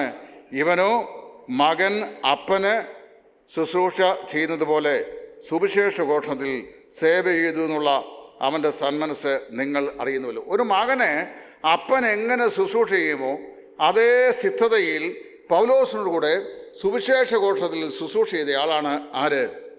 തിമോത്തിയോസ്. അപ്പോൾ ഈ സമർപ്പണ മനസ്സിൻ്റെ മൂന്നാമത്തെ ദൃഷ്ടാന്തം ആരാണ്? തിമോത്തിയോസാണ്. ഇനി നാലാമത്തെ ദൃഷ്ടാന്തം, അതിൻ്റെ 25-ാം വാക്യം. എന്നാൽ എൻ്റെ സഹോദരനും, പ്രത്യേകം ശ്രദ്ധിക്കണം, എന്നാൽ എൻ്റെ സഹോദരനും കൂട്ടുവേലക്കാരനും സഹഭടനും നിങ്ങളുടെ ദൂതനും എൻ്റെ ബുദ്ധിമുട്ടിന് ശുശ്രൂഷകനുമായ എപ്പഫ്രോദിത്തോസിനെ നിങ്ങളുടെ അടുക്കൽ അയക്കുന്നത് ആവശ്യമായി എനിക്ക് തോന്നി. സമർപ്പണ മനസ്സിൻ്റെ നാലാമത്തെ ദൃഷ്ടാന്ത പുരുഷൻ ആരാണ്? എപ്പഫ്രോസ്. അദ്ദേഹത്തെക്കുറിച്ച് 5 വിശേഷങ്ങളുണ്ട്. ഒന്ന്, എൻ്റെ സഹോദരൻ, മൈ ബ്രദർ, മൈ കോവർക്കർ, കൂട്ടുവേലക്കാരൻ, പിന്നെ കോ പ്രിസണർ, കൂട്ടു തടവുകാരൻ, നിങ്ങളുടെ ദൂതൻ, യുവർ ഏഞ്ചൽ, എൻ്റെ ബുദ്ധിമുട്ടിന് ശുശ്രൂഷിച്ചവൻ. അദ്ദേഹം ഇത്രയും മൈലുകൾ താണ്ടി, ഒരു 800 മൈലോളം താണ്ടി അദ്ദേഹം റോമിൽ ചെന്നിരിക്കുക, ഫിലിപ്പിയയിൽ നിന്ന് പൗലോസിനെ ശുശ്രൂഷിക്കാൻ. അവിടെ ചെന്ന് മരണത്തോളം രോഗഗ്രസ്തനായി അത്ഭുതമായി ദൈവം വിടുവിക്കുകയും ചെയ്തു. അപ്പോൾ സമർപ്പണ മനസ്സിൻ്റെ 4 ദൃഷ്ടാന്തങ്ങൾ ഇവിടെ ഈ അധ്യായത്തിൽ അപ്പോസ്തലൻ പറഞ്ഞു. ആരൊക്കെയാണ്? 1, കർത്താവായ യേശു ക്രിസ്തു. 2, പൗലോസ് കർത്താവിൻ്റെ കാൽപാദങ്ങളെ പിന്തുടർന്ന് അതുപോലെ അനുകരിച്ച അപ്പോസ്തലനായ പൗലോസ്. 3, പൗലോസിന് മകൻ അപ്പനെന്നപോലെ ശുശ്രൂഷ ചെയ്ത തിമോത്തിയോസ്. 4, തൻ്റെ സ്വന്തം ജീവനെ പോലും പണയം വെച്ചുകൊണ്ട് കടൽക്ഷോഭമുള്ള യാത്രയിൽ ഏകനായി യാത്ര ചെയ്ത് പൗലോസിൻ്റെ ക്ഷേമം അന്വേഷിച്ച് അവിടെ ചെന്ന് അവനോടുകൂടെ സഹതടവുകാരനായി കാരാഗ്രഹത്തിൽ കഴിഞ്ഞ് രോഗഗ്രസ്തനായി മരണശയ്യയിലായിട്ടും പൗലോസിന് ശുശ്രൂഷ ചെയ്ത ഈ ഫിലിപ്പിയ സഭയിലെ ഒരു സാധാരണ വിശ്വാസി എപ്പഫ്രോസ്. 4 ദൃഷ്ടാന്തങ്ങൾ. ഇതിനേക്കാൾ വലിയ ദൃഷ്ടാന്തം സമർപ്പണ മനസ്സിന് ഇനിയും ചരിത്രത്തിൽ എവിടെയും നമുക്ക് കാണാനായിട്ട് സാധിക്കുകയില്ല. അത്രയും പറഞ്ഞുകൊണ്ട് 2-ാമത്തെ അധ്യായവും ഞാൻ വിട പറയുകയാണ്. ഇനിയും 3-ാമത്തെ അധ്യായം വിട പറയുകയാണെന്ന് പറയുമ്പോൾ രാഷ്ട്രീയക്കാരുടെ പ്രസംഗം പോലും നിങ്ങൾ ചിന്തിക്കരുത്. രാഷ്ട്രീയക്കാർ സാധാരണ പറയുമ്പോൾ 1959 ഇവിടെ എന്ത് സംഭവിച്ചു, ഞാനതങ്ങ് വിടുകയാണ്. എന്ത് സംഭവിച്ചെന്ന് അവർക്കും അറിയാൻ വയ്യ. അറിയോ? അവർക്കും അറിയാൻ വയ്യ, കേട്ട ജനത്തിനും അറിയാൻ വയ്യ. അപ്പോൾ പിന്നെ 1967 എന്താണ് സംഭവിച്ചത്? അതും സമയത്തിൻ്റെ അപര്യാപ്തത കൊണ്ട് ഞാൻ അങ്ങ് വിടുകയാണ്. അപ്പോൾ ഇപ്പോൾ 67 എന്തെല്ലാം കാര്യങ്ങൾ സംഭവിച്ചു കാണും. അപ്പോൾ അത് എന്ന് പറഞ്ഞ പോലെ ഇത് വിവരിക്കാൻ സമയമില്ലെങ്കിലും ഞാനിങ്ങനെ അങ്ങ് വിടുകയാണ്. 2-ാം അധ്യായം വിടാനേ മാർഗമുള്ളൂ. ഇനി 3-ാം അധ്യായത്തിലേക്ക് നോക്കാം. 3-ാം അധ്യായം വരുമ്പോൾ അവിടുത്തെ വിഷയം എന്ന് പറയുന്നത് സ്പിരിച്വൽ മൈൻഡ് എന്നാണ്, അല്ലേ? ആത്മീക മനസ്സ്. ഈ സ്പിരിച്വൽ മൈൻഡിന് നമ്മൾ നൽകുന്ന ഡെഫിനിഷൻ വളരെ വ്യത്യസ്തം. ഓരോരുത്തരും ആത്മീക മനസ്സിന് നൽകുന്ന ഡെഫിനിഷൻ വ്യത്യാസമാണ്. ഒരാൾ ചിന്തിക്കുന്നത് ട്യൂബ്ലൈറ്റ് പോലെ മീശയില്ലാതെ വടിച്ച മുഖവും വെള്ള ഷർട്ടും കറുത്ത പാൻസും ധരിച്ചാൽ അവൻ ആരാണ്? ആത്മീകനാണ് എന്ന് ചിന്തിക്കുന്ന ആൾക്കാരുണ്ട്. അപ്പം മീശ ഒരു പാപം. ഒരിക്കൽ എന്നെ ഒരു പെന്തക്കോസ്തുകാരൻ സഹോദരൻ കണ്ടു പറഞ്ഞു, നല്ല വചനപരിജ്ഞാനമുണ്ട്, ഭാഷയുമുണ്ട്, കാണാനും വലിയ കുഴപ്പമില്ല, പക്ഷേ മൂക്കിനടിയിൽ ഒരു ബന്ധനമുണ്ടെന്ന്. ഏതാ മൂക്കിനടിയിലെ ബന്ധനം എന്ന് പറഞ്ഞാൽ ഈ സാധനത്തിൻ്റെ പേരാണ്. ഞാൻ പറഞ്ഞു, ഞാനിത് ഫാക്ട് ആൻഡ് പോസ്റ്റ് ഇട്ട് വളർത്തിയ സാധനമൊന്നുമല്ല. 14 വയസ്സായപ്പം മുതൽ ഇങ്ങനെ ചെറുതായിട്ട് കുരുപ്പ് കിളിച്ച് വന്ന് ഇത്രത്തോളമൊക്കെ ആയ ഒരു സാധനമാണ്. That differentiate me from a woman എന്ന് പറഞ്ഞാൽ ഞാൻ പുരുഷനാണെന്നുള്ളതിൻ്റെ തെളിവായിട്ട് ദൈവം തന്ന സാധനം ഞാൻ എന്ത് ചെയ്യണം എന്ന് ഞാൻ ചോദിച്ചു. അപ്പോൾ അവർ പറഞ്ഞ മൂക്കിനടിയിലെ ബന്ധനം മീശയെക്കുറിച്ചാണ്. കാരണം അപ്പം മീശ ക്ലീൻ ഷേവ് ചെയ്ത് കഴിഞ്ഞാൽ ഇവൻ നല്ല ആത്മീകനാണ്. അങ്ങനെയാണെങ്കിൽ അനിൽ അംബാനിയും പിന്നെ മുകേഷ് അംബാനിയും ആരായിരിക്കണം? തികഞ്ഞ ഭക്തന്മാരായിരിക്കണം. ഇപ്പോൾ ഈ മഹാരാഷ്ട്രയിലെ പല സേട്ടുകളും ഭക്തന്മാരായിരിക്കണം. പിന്നെ ഈ ഗുജറാത്തിലെ വലിയ കച്ചവട വമ്പന്മാരായിരിക്കുന്ന പല ബിസിനസ്സുകാരും ആരായിരിക്കണം? നല്ല ഭക്തന്മാരായ ആളുകൾ ആയിരിക്കണം. അപ്പം മീശ ഉള്ളതും മീശ ഇല്ലാത്തതും ആത്മീയത ലക്ഷണം അല്ല. അത് പ്രത്യേകം മനസ്സിലാക്കണം. ഇനി ചില പ്രത്യേക ഡ്രസ് കോഡുകൾ. ചില ആൾ പറയും നല്ല വെള്ള വസ്ത്രം ധരിച്ചാൽ അവൻ ആരാണ്? നല്ല ആത്മീയനാണ്. ഞാൻ സാധാരണ കളർവസ്ത്രം ധരിക്കുന്നത് കാരണം വെള്ളവസ്ത്രം ധരിച്ചാൽ ശരീരം നന്നായി വിയർക്കുന്നതാണ്. പെട്ടെന്ന് അത് ചെളി പിടും. എനിക്ക് ചെളി പിടിക്കുന്നത് ഇഷ്ടമല്ല, ചെളിയും കറിയും. അതുകൊണ്ട് ഞാൻ ഈ കളറുള്ള ഇത് ധരിച്ചാലും അറിയുകയുള്ളൂ. അപ്പോൾ അതുകൊണ്ട് ഞാൻ ഈ വെള്ള വസ്ത്രത്തിന് വലിയ പ്രാധാന്യം നൽകില്ല. ഞായറാഴ്ച അപൂർവമായി വല്ലയിടത്തും ശുശ്രൂഷയ്ക്ക് വിളിച്ചാൽ അതും വിളിക്കുന്നതും വളരെ ദുർലഭം. അങ്ങനെ വിളിച്ചാൽ അവിടെ പോകുമ്പോൾ സാവകാശമുണ്ടെങ്കിൽ വെള്ള ഷർട്ട് ധരിച്ചുകൊണ്ട് പോകും. അതെനിക്കിഷ്ടമുണ്ടായിട്ടല്ല, മറ്റുള്ള ആളുകൾക്ക് ഇടർച്ച ഉണ്ടാകാതിരിക്കേണ്ടത് ഞാൻ എന്ത് ചെയ്യുന്നു? അത് ധരിച്ചുകൊണ്ട് അങ്ങ് പോകുന്നു. അപ്പോൾ പറഞ്ഞത് ഇതൊന്നും അല്ല എന്നത്തെ വിഷയം. സ്ത്രീകൾ കളറുള്ള സാരി ധരിക്കുന്നു, ചുരിദാറിടുന്നു, മുടി കെട്ടുന്നോ പിന്നുന്നു, പിന്നെ ചുരുട്ടി വയ്ക്കുന്നോ വളച്ചു വയ്ക്കുന്നോ. ഇതൊന്നും അല്ല ആത്മീയത ലക്ഷണം. എന്താണ് ആത്മീയത ലക്ഷണം? പൗലോസ് പറയുകയാണ് 3-ാം അധ്യായം, യഥാർത്ഥ ആത്മീക മനസ്സ് അത് താൻ ആദ്യം തൻ്റെ ജീവിതത്തിൻ്റെ പശ്ചാത്തലവും പാരമ്പര്യവും ഒക്കെ പറഞ്ഞു. അങ്ങനെ പറഞ്ഞ ശേഷം ഈ 3-ാം അധ്യായത്തിൽ അദ്ദേഹം പറഞ്ഞു എന്താണ് ഈ ആത്മീക മനസ്സിൻ്റെ ഏറ്റവും സ്പഷ്ടമായ തെളിവുകൾ. അതിൽ ഈ വിമർശിക്കുന്ന ആളുകളെ അദ്ദേഹം 2-ാം വാക്യത്തിൽ പറഞ്ഞു, നായ്ക്കളെ സൂക്ഷിപ്പീൻ, ആകാത്ത വേലക്കാരെ സൂക്ഷിപ്പീൻ, വിച്ഛേദനക്കാരെ സൂക്ഷിപ്പീൻ. അപ്പോൾ നമ്മുടെ ഇവിടുത്തെ ധനാഢ്യന്മാരായ പല ആളുകളുടെയും ഗേറ്റിൻ്റെ വാതിക്കൽ വേദപുസ്തകം കണ്ടിട്ടില്ലാത്ത പോലും എഴുതി വെച്ചേക്കുന്ന വേദപുസ്തകത്തിൽ ഒരു വാക്യമാണ് ഈ വാക്യം. ഏത്? ബിവെയർ ഓഫ് ഡോഗ്സ്, അതായത് നായ്ക്കളെ സൂക്ഷിക്കും. ഇല്ലേ? വേദപുസ്തകം വായിക്കാത്ത നമ്പിയാരും, വേദപുസ്തകം വായിക്കാത്ത മുസൽമാനും, വേദപുസ്തകം വായിക്കാത്ത ഈഴവനും, വേദപുസ്തകം വായിക്കാത്ത നായന്മാരും, വേദപുസ്തകം ഉണ്ടെങ്കിലും വായിക്കാത്ത മാർത്തോമക്കാരനും യാക്കോബക്കാരൻ്റെയും വീണ്ടും വായിക്കും ഞാൻ കണ്ടിട്ടുണ്ട്. Beware of dogs. ഇത് എവിടുന്ന് കിട്ടിയതാണ്? ഫിലിപ്പിയ ലേഖനത്തിലെ 3-ാം അധ്യായത്തിൽ നിന്ന് 2-ാം വാക്യത്തിൽ നിന്ന് എഴുതി വെച്ചേക്കുന്നതാണ്. നായ്ക്കളെ സൂക്ഷിപ്പീൻ. 2 ആകാത്ത വേലക്കാരെ സൂക്ഷിപ്പീൻ, 3 വിച്ഛേദനക്കാരെ സൂക്ഷിപ്പീൻ. ഇത് 3ഉം ജുഡായിസം പ്രചരിപ്പിക്കുന്ന വിപരീതോപദേശകന്മാരായിരിക്കുന്ന ആദിമ ക്രിസ്ത്യാനികളെ കുറിച്ച് പറയുകയാണ്. അവർ ന്യായപ്രമാണ തൽപരരാണ്, രക്ഷിക്കപ്പെട്ടവരാണ്, ക്രിസ്തീയ വിശ്വാസികളാണ്. അപ്പോൾ തന്നെ ന്യായപ്രമാണം plus the obedience unto the Mosaic law resulted in salvation എന്ന് പഠിപ്പിക്കുന്ന ആൾക്കാരാണ്. ഗലാത്തിലൊക്കെ വന്ന് പഠിപ്പിച്ച അവരാ ജുഡായിസ്റ്റുകൾ. അവരോട് പൗലോസ് പറഞ്ഞാൽ ഞങ്ങൾ അറിയിച്ചതൊഴി ചിങ്ങൊരുവൻ വന്നറിയിച്ചാൽ വാനവനെങ്കിലും ആ ദൂതൻ താനേൽക്കും സഭയിൻ ശാപം. പലതരം ഉപദേശങ്ങളഹോ പാരിൽ മുളച്ചു പരക്കുന്നു, ദൈവത്തിനുപദേശം തൊട്ടവസാനിപ്പിപ്പോൻ ധന്യൻ എന്ന് പറഞ്ഞത്.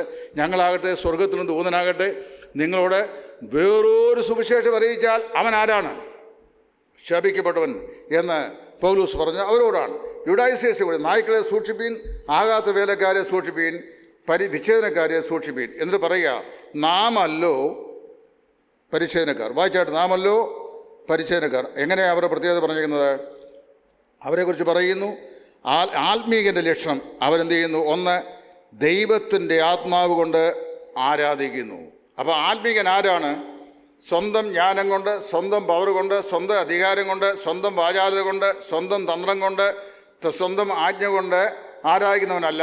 ദൈവത്തിൻ്റെ പരിശുദ്ധാത്മാവിന് സമ്പൂർണ്ണമായി വിധേയപ്പെട്ടിട്ട് ഒരുവൻ്റെ സെൽഫ് വിൽ ദൈവത്തിൻ്റെ പരിശുദ്ധാത്മാവിൽ ലയിച്ചിട്ട് കൃപയിൽ ദൈവത്തെ ആരാധിക്കുന്നവരാണ് ആര്? ആത്മാവിൽ ആരാധിക്കുന്നവർ. അപ്പം നാമല്ലോ അവർ ദൈവത്തിൻ്റെ ആത്മാവ് കൊണ്ട് ആരാധിക്കുന്നു. 2 അവർ ക്രിസ്തുയേശുവിൽ പ്രശംസിക്കുന്നു. അപ്പോൾ അവരുടെ പ്രശംസ എവിടെയാണ്? കർത്താവായ യേശു ക്രിസ്തുവിലും അവൻ്റെ ക്രൂശുമാണ്. ഗലാത്യർ 3:14 എനിക്കോ നമ്മുടെ കർത്താവായ യേശു ക്രിസ്തുവിൻ്റെ ക്രൂശിൽ അല്ലാതെ പ്രശംസിപ്പാൻ ഇടവരരുത്. അവനാൽ ലോകം എനിക്കും ഞാൻ ലോകത്തിനായും ക്രൂശിക്കപ്പെട്ടിരിക്കുന്നു. ഒരിക്കലും റിച്ചായൻ പറഞ്ഞ ഒരു ദൃഷ്ടാന്തം ഒരു സംഭവം എൻ്റെ മനസ്സിൽ ഓർമ്മ വരുന്നു. അദ്ദേഹം പറഞ്ഞു, കഴിഞ്ഞ 15 വർഷം ഞാൻ കർത്താവിന് വേണ്ടി ചെയ്തിട്ടുള്ള കാര്യങ്ങളെക്കുറിച്ച് എന്തെങ്കിലും ഒരക്ഷരം പറയാൻ ഞാൻ ആഗ്രഹിക്കുന്നില്ല. പറഞ്ഞാൽ ഈ കോൺഗ്രിഗേഷനിൽ അത് സ്വയപ്രശംസയായി പോകും. കഴിഞ്ഞ 15 കൊല്ലം ഞാൻ കർത്താവിന് വേണ്ടി ചെയ്തിട്ടുള്ള വൻ കാര്യങ്ങളിൽ വലിയ വിദേശാച്ചാന ഞാൻ ഒരക്ഷരം പോലും പറയാൻ ആഗ്രഹിക്കുന്നില്ല. പറഞ്ഞാൽ എന്തായി തീരും? അത് സ്വയപ്രശംസയാകും. എങ്കിലും ഒറ്റ വാക്ക് ഞാൻ പറയാം, 8 വോളിയം പുസ്തകം എഴുതാനുള്ള ഭാഗം ഞാൻ ചെയ്തിട്ടുണ്ടെന്ന്. അപ്പോൾ വല്ലതും പറഞ്ഞോ? നിങ്ങൾ ഓർത്ത് നോക്കി. എന്തെങ്കിലും ഞാൻ പറഞ്ഞാൽ അത് ആത്മപ്രശംസയായി പോകാൻ സാധ്യത ഉണ്ടാവുന്നുണ്ട്. ഒന്നും പറയാൻ ഞാൻ ആഗ്രഹിക്കുന്നില്ല. എങ്കിലും 15 കൊല്ലത്തെ ഞാൻ ചെയ്തിട്ടുള്ള കാര്യങ്ങൾ എഴുതിയ 8 വാല്യം 400 പേജ് എഴുതാനായിട്ട് ഞാൻ ചെയ്തിട്ടുണ്ട്. അപ്പം ഇതിനെയാണ് സ്വയപ്രശംസയെന്ന് പറയുന്നത്. മനസ്സിലായല്ലോ? അപ്പോൾ അങ്ങനെ പറയുന്ന ആളുകളുണ്ട്. അപ്പോൾ ഇവർ എന്ത് ചെയ്യുന്നു? ആത്മീകൻ്റെ ഒന്നാമത്തെ ലക്ഷണം, ആത്മീകൻ ജഡപ്രകാരമല്ല ദൈവാത്മാവിനാൽ ദൈവത്തെ ആരാധിക്കുന്നു. 2, ആത്മീകൻ സ്വയം പ്രശംസിക്കാതിരിക്കുന്നു. അല്ലേ? സ്വന്തം സ്വയപ്രശംസ ചെയ്യാതിരിക്കുന്നു. അവൻ ആരിൽ പ്രശംസിക്കുന്നു? കർത്താവിലും അവിടുത്തെ കൃപയിലും പ്രശംസിക്കുന്നു. ആരോഗ്യം അത് ദൈവത്തിൻ്റെ ദാനമാണ്. സൗന്ദര്യം അത് ദൈവത്തിൻ്റെ ദാനമാണ്. വിദ്യാഭ്യാസം അത് ദൈവത്തിൻ്റെ ദാനമാണ്. നാം ജീവിക്കുന്ന ഓരോ ജീവിതചര്യകളും ദൈവത്തിൻ്റെ ദാനമാണ്. ഞാൻ ഒരു സാധാരണ ഇംഗ്ലീഷ് മീഡിയം സ്കൂളിൽ പഠിച്ച ആളാണ്. ഒരു കർഷകൻ്റെ മകനാണ്. സാധാരണ മലയാളം മീഡിയം സ്കൂളിൽ പഠിച്ച ആളാണ്. ഇംഗ്ലീഷ് മീഡിയം സ്കൂളിൽ പഠിക്കാൻ ബാല്യം മുതൽ ആഗ്രഹം ഉണ്ടായിരുന്നെങ്കിലും മാതാപിതാക്കൾക്ക് വിട്ടു പഠിപ്പിക്കാൻ പ്രാപ്തി ഉണ്ടായിരുന്നില്ല. അതുകൊണ്ട് എനിക്കതിന് മാർഗമുണ്ടായിരുന്നില്ല എന്ന് പറയുന്നതിൽ യാതൊരു ലജ്ജയില്ലാത്ത ഒരു മനുഷ്യനാണ് ഞാൻ. അപ്പോൾ അങ്ങനെ മാർഗമില്ലായിരുന്നു. ഞാൻ ഹൈസ്കൂൾ ലെവൽ വരെ പഠിച്ചത് ഞാൻ ഇംഗ്ലീഷ് മീഡിയം മലയാളം മീഡിയം സ്കൂളിലാണ്. അപ്പോൾ ഹൈസ്കൂൾ ലെവൽ കേരളത്തിൽ പഠിച്ചാൽ സർക്കാർ സ്കൂളിൽ കിട്ടുന്ന ഇംഗ്ലീഷിൻ്റെ പാണ്ഡിത്യം നിങ്ങൾക്കൊക്കെ അറിയാമല്ലോ. രാവണ. അപ്പോൾ അതിനിടയ്ക്ക് കില്ലെന്ന് എഴുതണം. അത് കില്ലെന്ന് പറഞ്ഞാൽ എന്താണെന്ന് പോലും എനിക്ക് അറിയാൻ ഏത് കാണാപ്പാഠം പഠിച്ചുകൊണ്ട് പോകും. അപ്പോൾ അറിയോ, അത് ഒരു 25 സെൻറ്റൻസ് ടീച്ചർ ഇതിനകത്ത് 10 ചോദിക്കുന്നു പറയും. അപ്പം നമ്മൾ കാണാപ്പാഠം പഠിച്ചുകൊണ്ടോ 25 അത് എഴുതി വയ്ക്കും. അങ്ങനെ ഞാൻ പഠിച്ച മനുഷ്യനാണ്. എന്നാൽ അങ്ങനെ പഠിച്ചു കഴിഞ്ഞു. പിന്നീടാണ് ഞാൻ എൻ്റെ ജീവിതയാത്ര തുടങ്ങുന്നത്. അത്യന്തമായ കഠിനാധ്വാനവും അപാരമായ ദൈവത്തിൻ്റെ കൃപയും ദൈവത്തിൻ്റെ കൃപയുടെ കടാക്ഷവും എൻ്റെ മേൽ ദൈവം ചൊരിഞ്ഞപ്പോൾ ആ ഭാഷയുടെ കെട്ട് ദൈവം നിന്ന് മാറ്റുകയും അനായാസമായി ഈ ഭാഷയെ വശമാക്കാൻ ദൈവം എനിക്ക് കൃപ തരികയും ചെയ്തു. എന്നേക്കാൾ ഞാൻ കോളേജിൽ പഠിക്കാൻ ചെല്ലുമ്പോൾ ഏറ്റവും കുറഞ്ഞ +2 ഞാൻ ഒരുത്തൻ മാത്രമാണ്. ആദ്യത്തെ ബാച്ചിൽ ഏതാണ്ട് 140 വിദ്യാർത്ഥികളുള്ളതിൽ ഏറ്റവും താഴെ +2 മാത്രമുള്ള വിദ്യാർത്ഥി ഞാൻ.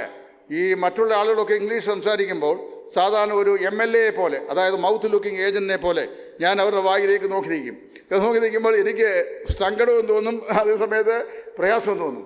ഞാനൊരുത്തിനോട് ചെന്ന് ഒരു വേർഡിൻ്റെ അർത്ഥം ചോദിച്ചു കഴിയുമ്പോൾ പറഞ്ഞു, ഗെറ്റ് ഓഫ്, ഇത് ഞാൻ പറഞ്ഞാൽ നിനക്ക് മനസ്സിലാകില്ലെന്ന് പറഞ്ഞു. മനസ്സിലായോ?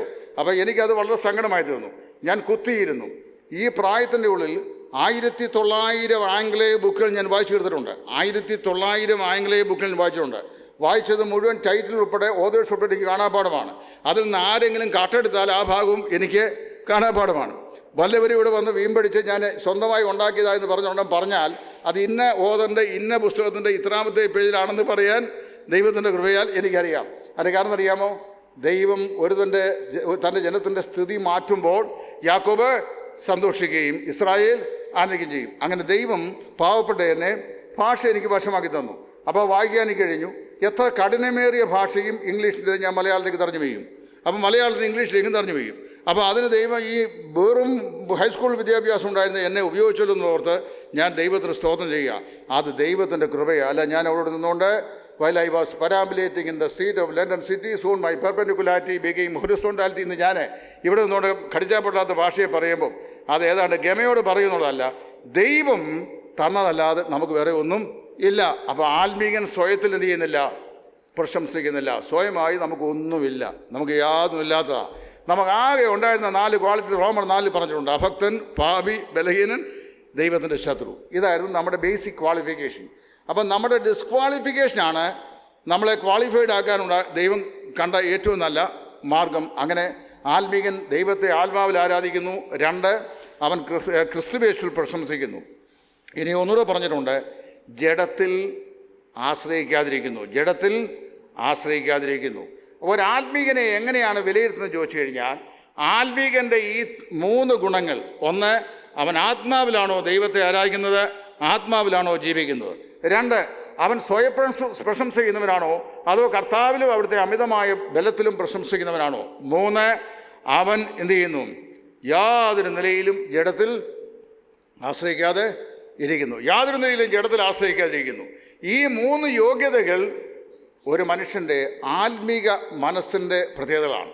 ഇത് പറയാൻ പൗലോസ് പറഞ്ഞു, ആർക്കാനും ജഡത്തിൽ പ്രശംസിക്കാൻ വകയുണ്ടെങ്കിൽ ഞാനും എന്തു ചെയ്യും? ഞാനും പ്രശംസിക്കും. നിങ്ങൾ എബ്രായരോ? ഞാനതെ. നിങ്ങൾ അബ്രഹാമിൻ്റെ സന്തതികളോ? ഞാൻ അധികമായി പറയുന്നു, ഞാൻ അങ്ങനെ തന്നെ ജനിച്ചിരിക്കുന്നു. എബ്രായിൽ നിന്ന് ജനിച്ച എബ്രായൻ, യഹൂദ മതക്കാരൻ, ഇസ്രായേലിയൻ, ബെന്യാമീൻ ഗോത്രക്കാരൻ, 8-ാം നാളിൽ പരിചയനേറ്റവൻ, ന്യായപ്രമാണത്തിലെ നീതി സംബന്ധിച്ച് അനിന്യൻ, ഗമാലിയൻ്റെ വാദപീഠത്തിൽ പഠിച്ചവൻ, ശുഷ്കാന്തി സംബന്ധിച്ച് ദൈവസഭയെ ഉപദ്രവിച്ചവൻ. എന്നിട്ട് അടുത്ത വാക്കിൽ പറയുക, എങ്കിലും എനിക്ക് ലാഭമായിരുന്നതെല്ലാം ഞാൻ എന്ത് ചെയ്തു? ഛേദമെന്ന് എണ്ണി. ആത്മീകൻ്റെ 4-ാമത്തെ പ്രത്യേകത, എന്തെല്ലാം ഭൗതിക നന്മകൾ എനിക്കുണ്ടാകുമായിരുന്നോ അതെല്ലാം ഞാൻ എന്ത് ചെയ്തു? ഛേദമെന്ന് എണ്ണി. ഒരുവൻ സാക്ഷ്യം പറഞ്ഞു കേട്ടു, 6 അക്ക നമ്പറിലേക്ക് പ്രമോഷൻ കിട്ടിയ സമയത്താണ് കർത്താവ് എന്നെ സുവിശേഷത്തിലേക്ക് വേണ്ടി വിളിച്ചതെന്ന്. അതിന് 2 അർത്ഥമുണ്ട്. 6 അക്കം ശമ്പളം കിട്ടുന്ന സമയത്ത് കർത്താവ് വിലയ്ക്ക് വിളിച്ചു കഴിഞ്ഞാൽ നിങ്ങൾ തരുന്നത് തീരെ മോശമായി പോകരുത്. കാര്യം ഞാൻ എത്ര ഉള്ളപ്പോഴാണ് എറിഞ്ഞത്? 6 അക്കമുള്ള സമയത്താ എന്നൊരു ചിന്താഗതിയുണ്ട്. ഇത് കേട്ട ഞാൻ അപ്പോഴത്തേന്ന് പറഞ്ഞു, ഞാൻ അടുത്ത പേജ് എൻ്റെ കിട്ടിയപ്പോൾ ഞാൻ പറഞ്ഞു, എൻ്റെ ക്വാളിഫിക്കേഷൻ ഞാൻ പറയാം. അതായത് യജമാനൻ്റെ മേശപ്പുറത്ത് നിന്ന് തെന്നി വീഴുന്ന റൊട്ടി കഷ്ണത്തിൻ്റെ വിളുമ്പ്, അത് തള്ളിക്കളയുന്ന സാധനമാണ്. റൊട്ടി കഷ്ണത്തിൻ്റെ വിളുമ്പ് വല്ലതും താഴെ വീണാൽ അത് പിറക്കി തിന്നാൻ മാത്രം യോഗ്യതയുണ്ടായിരുന്ന എന്നെയാണ് ദൈവം അമേരിക്കയിൽ ഇപ്പോൾ കൊണ്ടുവന്നിരിക്കുന്നത് എന്ന് ഞാൻ പറഞ്ഞു. എനിക്ക് തോന്നുന്നു ഈ 6 അക്കക്കാരന് കിട്ടിയതിനേക്കാൾ അല്പം കൂടെ നല്ല കൂട്ടായ്മ എനിക്ക് ആൾക്കാർ തന്നെന്ന് തോന്നുന്നു. കാരണം അറിയാമോ? കാരണം എൻ്റെ സ്ഥിതി എന്താണെന്ന് അതിലുണ്ടായിരുന്ന ആത്മീയർക്ക് മനസ്സിലായി. അപ്പോൾ ഞാൻ പറഞ്ഞത്, നമ്മൾ സ്വയം എല്ലാം കർത്താവിന് വേണ്ടി നഷ്ടപ്പെടുത്തുക, എല്ലാം ഛേദമെന്ന് എണ്ണുന്നു. എനിക്ക് ലാഭമായിരുന്നൊക്കെ ഞാൻ ഛേദമെന്ന് എണ്ണി, ഇനിയും ഞാൻ എന്ത് ചെയ്യും? അങ്ങനെ തന്നെ എണ്ണും. അതായത് എന്നിട്ട് അദ്ദേഹം പറയുകയാണ്, താഴോട്ട് വായിച്ചു കഴിയുമ്പോൾ ആത്മീകൻ്റെ അടുത്ത ഭീഷണം പറയുകയാണ്, ഞാൻ ലഭിച്ചു കഴിഞ്ഞുവെന്നോ തികഞ്ഞവനായി തീർന്നു എന്നോ എന്ന് നിരൂപിക്കുന്നില്ല, എനിക്കും അത് പിടിക്കാമോ എന്ന് വെച്ച് ഞാൻ പിന്തുടരുന്നതേ ഉള്ളൂ. ഒന്ന് ഞാൻ ചെയ്യുന്നു, പിമ്പിലുള്ളതിനെ മറന്നും മുമ്പിലുള്ളതിനായി ആഞ്ഞും കൊണ്ട് ക്രിസ്തുയേശുവിൽ ദൈവത്തിൻ്റെ പരമ വിളിയുടെ വിരുദ്ധനായി ലാക്കിലേക്ക് ഓടുന്നു. അടുത്ത വാക്യം ശ്രദ്ധിക്കണം, നമ്മിൽ തികഞ്ഞവർ എന്ന് ചിന്തിക്കുന്നവരെല്ലാം ഇങ്ങനെ തന്നെ നിരൂപിച്ചു കൊള്ളുക. നമ്മളാരും പെർഫെക്റ്റ് അല്ല, നമ്മളാരും ഫുൾ അല്ല, നമ്മളാരും ജ്ഞാനസമ്പൂർണരല്ല, നമ്മൾ ആരും എല്ലാവരിലും തികഞ്ഞവർ അല്ല. നമുക്ക് എന്തെങ്കിലുമൊക്കെ വൈകൃതങ്ങളുള്ളവരാണ്. എന്നാൽ ഞാനാകുന്നത് എവിടെയാകുന്നു? കർത്താവായ യേശു ക്രിസ്തുവിലാകുന്നു. ഞാനാകുന്നത് എന്നെ ശക്തനാക്കുന്ന മുഖാന്തരം ഞാൻ സകലത്തിനും മതിയാകുന്നു. അതാണ് ആത്മീകൻ്റെ ടാബു. എൻ്റെ ജീവിതത്തിൻ്റെ ഏറ്റവും വലിയ വിജയം, എന്നെ ശക്തനാക്കുന്നവൻ മുഖാന്തരം ഞാൻ അത്യന്തം ശക്തനാകുന്നു. എന്ന് മാത്രമല്ല, ഞാൻ ബലഹീനനായിരിക്കുമ്പോൾ തന്നെ ഞാൻ ശക്തനാകുന്നു. ഞാൻ ബലഹീനനായിരിക്കുമ്പോൾ, നമുക്കറിയാമല്ലോ, ശിംശോൻ തിമ്നയിലേക്ക് പോകുന്ന വഴിക്ക് ഒരു ബാലസിംഹത്തെ കണ്ടു. ഒരു ഓന്തിനെ കണ്ട കാര്യമല്ല. ഈ ബാലസിംഹത്തെ അവനെ അടിച്ചതിനെ കൊന്ന് അവിടെ സൈഡിലിട്ടു. അപ്പോൾ ഇന്നത്തെ വാർത്താമാധ്യമങ്ങളായിരുന്നെങ്കിൽ ഈ ബാലസിംഹം പോയിട്ട് പോകുന്ന വഴിക്ക് ഒരു ഓന്ത വന്നിരുന്നെങ്കിലും അതൊരു വലിയ വാർത്തയായിട്ട് നമ്മൾ പ്രസിദ്ധപ്പെടുത്തുമായിരുന്നു. ഞാൻ പോകുന്ന വഴി, കർത്താവിൻ്റെ വിളിക്കൊണ്ട് പോകുന്ന വഴിക്ക് ഒരു ഓന്തൻ്റെ നേരെ വന്നു, ഞാൻ ദൈവത്തിൻ്റെ കൃപയാൽ അതിനെ അടിച്ച് സൈഡിലിട്ടാണ് പോയത് എന്ന് പറയുമായിരുന്നു. ഇവൻ അവൻ്റെ അപ്പനോടും അമ്മയോടും പോലും അത് പറഞ്ഞില്ല. അടുത്ത പ്രാവശ്യം ദില്ലിയിലേക്ക് കാണാൻ പോകുമ്പോൾ താൻ മുമ്പേ ചെയ്ത ഈ പാതകത്തിൻ്റെ അവശിഷ്ടം വല്ലതും അവിടെ ഉണ്ടോ, മനസ്സിലായല്ലോ, അതിൻ്റെ എന്തെങ്കിലും ഈ അസ്ഥിഭഞ്ജനം വല്ലതും അവിടെ ഉണ്ടോ എന്ന് അറിയാൻ വേണ്ടി നോക്കിയപ്പോൾ അതിനകത്തൊരു തേൻകൂട് വെച്ച് കണ്ടു. അവൻ ആ തേൻ കട്ടിയെടുത്തു, തിന്നു, അവൻ്റെ അപ്പനും അമ്മയ്ക്കും കൊടുത്തു. ഭോക്താവിൽ നിന്ന് ഭോജനവും മലയിൽ നിന്ന് മാധുര്യവും.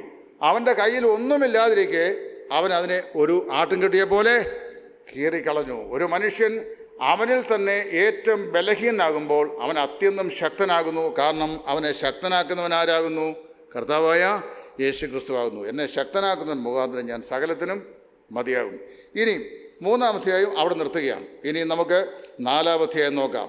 4-ാം അധ്യായത്തിലെ വിഷയം എന്താണ്? സാറ്റിസ്ഫൈഡ് മൈൻഡ്, അതായത് സംതൃപ്തിയുള്ള മനസ്സ്. ഈ മനുഷ്യന് ഇന്ന് വരെയും പല ആളുകൾക്കും ലഭിക്കാത്തൊരു സാധനമാണ് എന്ത്?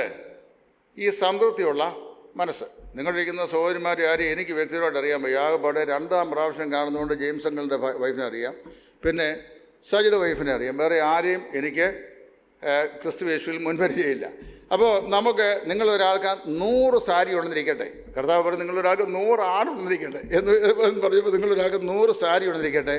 എങ്കിലും ഭർത്താവുമായി നിങ്ങളിങ്ങനെ യാത്ര ചെയ്യുമ്പോൾ ഒരു ടെക്സ്റ്റൈൽ ഷോപ്പിൻ്റെ കണ്ണാടി ചില്ലിനകത്ത് സുന്ദരിയായിരിക്കുന്നൊരു പാവയെ മനോഹരമായ ഒരു പുതിയ സാരി കൊണ്ട്, ഡിസൈൻ സാരി കൊണ്ട് പുതപ്പിച്ച് നിർത്തിക്കുന്ന കാണുമ്പോൾ അച്ചായ ഒന്ന് ചവിട്ടിക്ക് ഒന്ന് നോക്കെന്ന് പറഞ്ഞ് അങ്ങോട്ട് നോക്കി അത് വാങ്ങാനൊരു താല്പര്യം നമുക്കുണ്ടാകുന്നു. 100 കയ്യിലുള്ളതും തൃപ്തിയില്ല എന്നുള്ളതിൻ്റെ ഒരു ലക്ഷണമാണത്. അത് സാരി വാങ്ങുന്നതിലെ കുറ്റമല്ല ഞാൻ പറഞ്ഞത്. അത് സാരി ആയാലും ചുരിദാറായാലും അങ്ങനെ തന്നെയാണ്.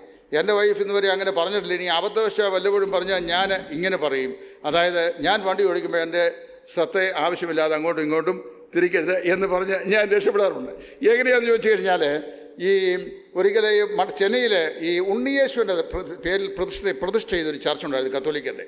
ആ ഉണ്ണിയേശുവിൻ്റെ ചർച്ചിനകത്ത് അവിടുത്തെ കപ്പിയാർ പോയി സ്ഥിരം പൈസ മോഷ്ടിക്കുമായിരുന്നു. അപ്പോൾ അയാൾ നിവൃത്തിയോടുകൊണ്ട് മോഷ്ടിക്കുന്ന, പക്ഷേ ഈ ഉണ്ണിയേശുവിനെ താങ്ങി നിൽക്കുന്ന യോസേപ്പും മറിയയും കൂടിയാണ് ഇങ്ങനെ കൈവച്ചിരിക്കുകയാണ്. ആ പ്രതിമയുടെ കീഴിലാണ് ഈ വഞ്ചിപ്പെട്ടിയിരിക്കുന്നത്. അവിടുന്ന് അയാൾ തുറന്ന് കാശെടുക്കുന്നത്. അപ്പോൾ പല പ്രാവശ്യമായപ്പോൾ അച്ഛന് തോന്നി ഇത് വേറെ ആരുമല്ല, ഇത് ഈ കപ്പിയാർ തന്നെയായിരിക്കും. അച്ഛൻ മതുപോയി പാത്തിരുന്നു. പക്ഷേ ഇയാൾ എന്നും മോഷ്ടിക്കുന്നതിന് മുമ്പ് ഈ യോസേപ്പിനോട് പ്രാർത്ഥിക്കും. യോസേപ്പ് പുണ്യവാള, എൻ്റെ ദാരിദ്ര്യം കൊണ്ടാണ് ഞാൻ ചെയ്യുന്നത്, എനിക്ക് വേണ്ടി ഇപ്പോഴും എപ്പോഴും യേശുവിനോട് അപേക്ഷിച്ചുകൊള്ളണമേ എന്ന് പ്രാർത്ഥിക്കും. അങ്ങനെ അദ്ദേഹം പ്രാർത്ഥിച്ച് തിരിഞ്ഞു നിൽക്കുമ്പോൾ ഈ മതവായിക്കാത്തൊരു ശബ്ദം, ജോർജെ നിന്നോട് ക്ഷമിക്കുകയില്ലടാ എന്നൊരു ശബ്ദം. അത് അച്ഛനാന്നറിയാൻ വയ്യല്ലോ, ജോർജെ നിന്നോട് ക്ഷമിക്കുകയില്ലടാ ശബ്ദം. അതാരാ എന്ന് ചോദിച്ചുകൊണ്ട് കപ്പിയാർ തിരിഞ്ഞു, അതാ ഞാനാ ഞാൻ പിന്നെ ഉണ്ണിയേശുവാണ് പറയുന്നത് പറഞ്ഞു. ഞാൻ ഉണ്ണിയേശുവാണ് ഈ പറയുന്നത് പറഞ്ഞു. അവൻ പറഞ്ഞു മതവായിക്കാത്തിരുന്നുണ്ട്.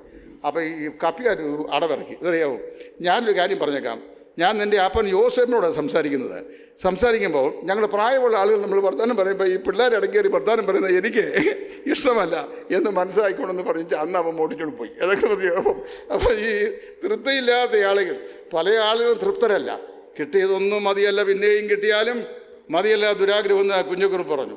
ഇവിടെ അപ്പോസ്തലൻ പറയുകയാണ് 4-ാം അധ്യായത്തിലേക്ക് വരുമ്പോൾ, 4-ാം അധ്യായം നമ്മുടെ ഈ 10-ാം വാക്യം, ഞാൻ പിന്നെയും എനിക്ക് വേണ്ടി വിചാരിപ്പാൻ തുടങ്ങിയതിനാൽ നിങ്ങൾ എനിക്ക് വേണ്ടി വിചാരിപ്പാൻ തുടങ്ങിയതിനാൽ ഞാൻ കർത്താവിൽ വളരെ സന്തോഷിച്ചു. മുമ്പേ തന്നെ നിങ്ങൾക്ക് വിചാരമുണ്ടായിരുന്നു, എങ്കിലും അവസരം കിട്ടിയില്ല. ബുദ്ധിമുട്ട് നിമിത്തമല്ല ഞാൻ പറയുന്നത്, ഉള്ള അവസ്ഥയിൽ അലംഭാവത്തോടിരിപ്പാൻ ഞാൻ പഠിച്ചിട്ടുണ്ട്. താഴ്ചയിലിരിപ്പാനും സമൃദ്ധിയിലിരിപ്പാനും എനിക്കറിയാം. തൃപ്തനായിരിക്കാനും വിശന്നിരിപ്പാനും സമൃദ്ധിയിലിരിപ്പാനും ബുദ്ധിമുട്ടനുഭവിപ്പാനും എല്ലാം ഞാൻ ശീലിച്ചിരിക്കുന്നു. എന്നെ ശക്തനാക്കുന്നതിന് മുഖാന്തരം ഞാൻ സകലത്തിനും മതിയാകുന്നു. എന്നാൽ അതിൻ്റെ താഴെ അദ്ദേഹം പറഞ്ഞു, നിങ്ങൾ എപ്പഫ്രോദോസിൻ്റെ കയ്യിൽ കൊടുത്ത് എൻ്റെ ബുദ്ധിമുട്ടിന് വേണ്ടി തൃപ്പാൻ 1-2 വയസ്സും അയച്ചു തന്നതല്ലോ. ഞാൻ ദാനം ആഗ്രഹിക്കുന്നുവെന്നല്ല, നിങ്ങളുടെ കണക്കിലേക്ക് കയറുന്ന പ്രതിഫലപത്രെ ആഗ്രഹിക്കുന്നത്. ഇപ്പോൾ എനിക്ക് വേണ്ടുന്നതെല്ലാം ഉണ്ട്. 18-ാം വാക്യം, ഇപ്പോൾ എനിക്ക് വേണ്ടുന്നത് എല്ലാമുണ്ട്, സമൃദ്ധിയായും ഇരിക്കുന്നു. നിങ്ങൾ അയച്ചു തന്നത് സൗരഭ്യവാസനയായി ദൈവത്തിന് പ്രസാദവും സുഗ്രാഹ്യവുമായി യാഗമായി എപ്പഫ്രോദോസിൻ്റെ കയ്യാൽ ഞാൻ പ്രതിഗ്രഹിച്ച് തൃപ്തനായിരിക്കുന്നു. നമ്മളന്ന് ആപ്ലിക്കേഷൻ കിട്ടിക്കഴിഞ്ഞു, നമുക്കുള്ള പ്രാപ്തി അനുസരിച്ച് അയച്ചു കൊടുത്തു കഴിഞ്ഞപ്പോൾ അടുത്ത മറുപടി, നിങ്ങൾ അയച്ചു തന്ന ദാനം കൊണ്ട് പാരപ്പറ്റ് വരെ ലിൻഡൽ വരെ കെട്ടി ഇനിയും ബാക്കി ഇത്ര ലക്ഷം ഉണ്ടെങ്കിലേ നീയാനും കൊള്ളൂ, ബാക്കി തീർക്കാനായിട്ട് പറ്റുകയുള്ളൂ. ഇവിടെ നിങ്ങൾ അയച്ചു തന്ന ദാനം ഞാൻ പ്രതിഗ്രഹിച്ച് തൃപ്തനായിരിക്കുന്നു, ഇപ്പോൾ എനിക്ക് വേണ്ടുന്നതെല്ലാം ഉണ്ട്. നിങ്ങൾ സൂക്ഷ്മ പരിശോധന ചെയ്താൽ റോമൻ കാരാഗ്രഹത്തിൽ കിടക്കുക. തിമോത്തിയോസിന് അദ്ദേഹം ലേഖനം എഴുതുമ്പോൾ ഈ കാരാഗ്രഹത്തിൽ കിടന്നുകൊണ്ട് ഈ ലേഖനം എഴുതിയ ശേഷം എഴുതിയാണല്ലോ. അദ്ദേഹം പറയുകയാണ്, ഞാൻ മർക്കോസ് എനിക്ക് പ്രയോജനമുള്ളവൻ, ആകയാൽ അവനെ എൻ്റെ അടുക്കൽ വരുവാനായിട്ട് ഉത്സാഹിപ്പിക്കുക. കഴിയുമെങ്കിൽ ശീതകാലത്തിന് മുമ്പേ അവൻ വരട്ടെ. അവൻ പോരുമ്പോൾ ഞാൻ ത്രോവാസിൽ കർപ്പോസിൻ്റെ പക്കൽ വെച്ചേച്ച് പോകുന്ന എൻ്റെ ചർമ്മലിഖിതവും പിന്നെ എൻ്റെ പുതപ്പും കൂടി അവൻ്റെ കയ്യിൽ കൊടുത്തു വിടണം. അപ്പോൾ ചുരുക്കം പറഞ്ഞാൽ കാരാഗ്രഹത്തിൽ പുതയ്ക്കാനുള്ള പുതപ്പും വായിക്കാനുള്ള ചർമ്മലിഖിതവും പോലും കയ്യില്ലാത്ത സമയത്താണ് പറയുന്നത്, ഇപ്പോൾ എനിക്ക് വേണ്ടുന്നതെല്ലാം ഉണ്ട്, സമൃദ്ധിയായും ഇരിക്കുന്നു. ഇപ്പോൾ എനിക്ക് വേണ്ടുന്നതെല്ലാം ഉണ്ട്, സമൃദ്ധിയായും ഇരിക്കുന്നു. കഴിഞ്ഞ ദിവസം ഞാൻ എൻ്റെ വൈഫിനോട് പറഞ്ഞു, അപ്പോൾ പുള്ളിക്കാരിനോട് പറഞ്ഞു, ഇനി 5-6 ചെടിയൊക്കെ വാങ്ങിച്ചു കൊടുക്കുന്നു. ഏതാ ഈ മുറ്റത്ത് വെക്കാൻ വേണ്ടി. ഇപ്പോൾ തന്നെ കുറേ ചെടികളൊക്കെ ഉണ്ട്, എല്ലാം ഞങ്ങൾ തന്നെ കിളിപ്പിച്ച. ഞാൻ പറഞ്ഞു, ഞാൻ 5 പൈസ കൊടുത്ത് ചെടി വാങ്ങിക്കില്ല. കാര്യം അതൊന്നും ചെടി വാങ്ങിക്കാനൊന്നും എനിക്ക് പൈസ മുടക്കാൻ താല്പര്യമില്ല. ഞാൻ വാങ്ങിച്ചിരുന്നു. പിന്നെ അത് തന്നെയല്ല, ഇപ്പോൾ എനിക്ക് വേണ്ടുന്നതെല്ലാം ഉണ്ട്. വേണ്ടുന്നതെന്ന് പറഞ്ഞാൽ ധരിപ്പാൻ വസ്ത്രമുണ്ട്, ഉപയോഗിക്കാൻ കാറുണ്ട്, സംസാരിക്കാൻ ഫോണുണ്ട്, പിന്നെ ഫോണുണ്ട്. അതിലെൻ്റെ പിള്ളേർ കൊടുത്തിട്ട് ആപ്പിൾ ഫോൺ തന്നിട്ടുണ്ട്. അത് ചാക്കയാണെന്നോ മാങ്ങാന്ന് എനിക്കറിയാൻ വലിയ പ്രയാസം ഉപയോഗിക്കാനായിട്ട്. ഇപ്പോൾ ഞാൻ പറഞ്ഞു, ഈ പ്രായം 60 വയസ്സൊക്കെ ആയി കഴിഞ്ഞാൽ ഇനിയിപ്പോൾ അങ്ങനെയുള്ള കോംപ്ലിക്കേഷനുള്ള സാധനമൊക്കെ ഉപയോഗിക്കാൻ വലിയ പ്രയാസമാണ്. നമുക്ക് ഈസി ആയിട്ട് ഉപയോഗിക്കാവുന്ന സാധനങ്ങളാണ് വളരെ ആവശ്യമുള്ളത്. അപ്പോൾ അത് എല്ലാം ഉണ്ട്. അപ്പോൾ ധരിപ്പാൻ വസ്ത്രം, പിന്നെ താമസിക്കാൻ വീട്, സഞ്ചരിക്കാൻ വാഹനം, സംസാരിക്കാൻ മൊബൈൽ ഫോണ്, പിന്നെ കഴിക്കാൻ ആഹാരം. കഴിക്കാൻ വയ്യാത്ത കുഴപ്പമുള്ളൂ. അത് ഇപ്പോഴത്തെ ആൾക്കാർക്കാരും കഴിക്കാൻ വയ്യാമല്ലോ. കഴിക്കാനാകുന്ന കാലത്ത് കഴിക്കാനില്ലായിരുന്നു, ഇപ്പോൾ കഴിക്കാൻ വന്നപ്പോൾ കഴിക്കാനും വയ്യ. അപ്പോൾ ആ പരുവത്തിലായി. അപ്പോൾ എല്ലാം ഉണ്ട്. ഇനി ആവശ്യമുള്ളത് ഒരു ശവപ്പെട്ടി മാത്രം. കാരണം അറിയാം, വേറെ ഒരു സാധനവും നമുക്ക് ആവശ്യമില്ല. എല്ലാ സാധനവും നമുക്ക് ഈ ലോകത്തിലെ താൽക്കാലിക ജീവിതത്തിനുള്ളത് മതി. ഇത് മതി എന്ന ഒരു സംതൃപ്തി. ഒന്നും വാങ്ങാൻ താല്പര്യമില്ല. നിങ്ങളെൻ്റെ വീട്ടിൽ വന്നാൽ അന്ന് വാങ്ങിച്ചിട്ടുള്ളത് ഇപ്പോഴും ഉള്ളൂ, വേറെ ഒന്നും പുതുതായിട്ടില്ല, ഒന്നും വാങ്ങിക്കുകയില്ല.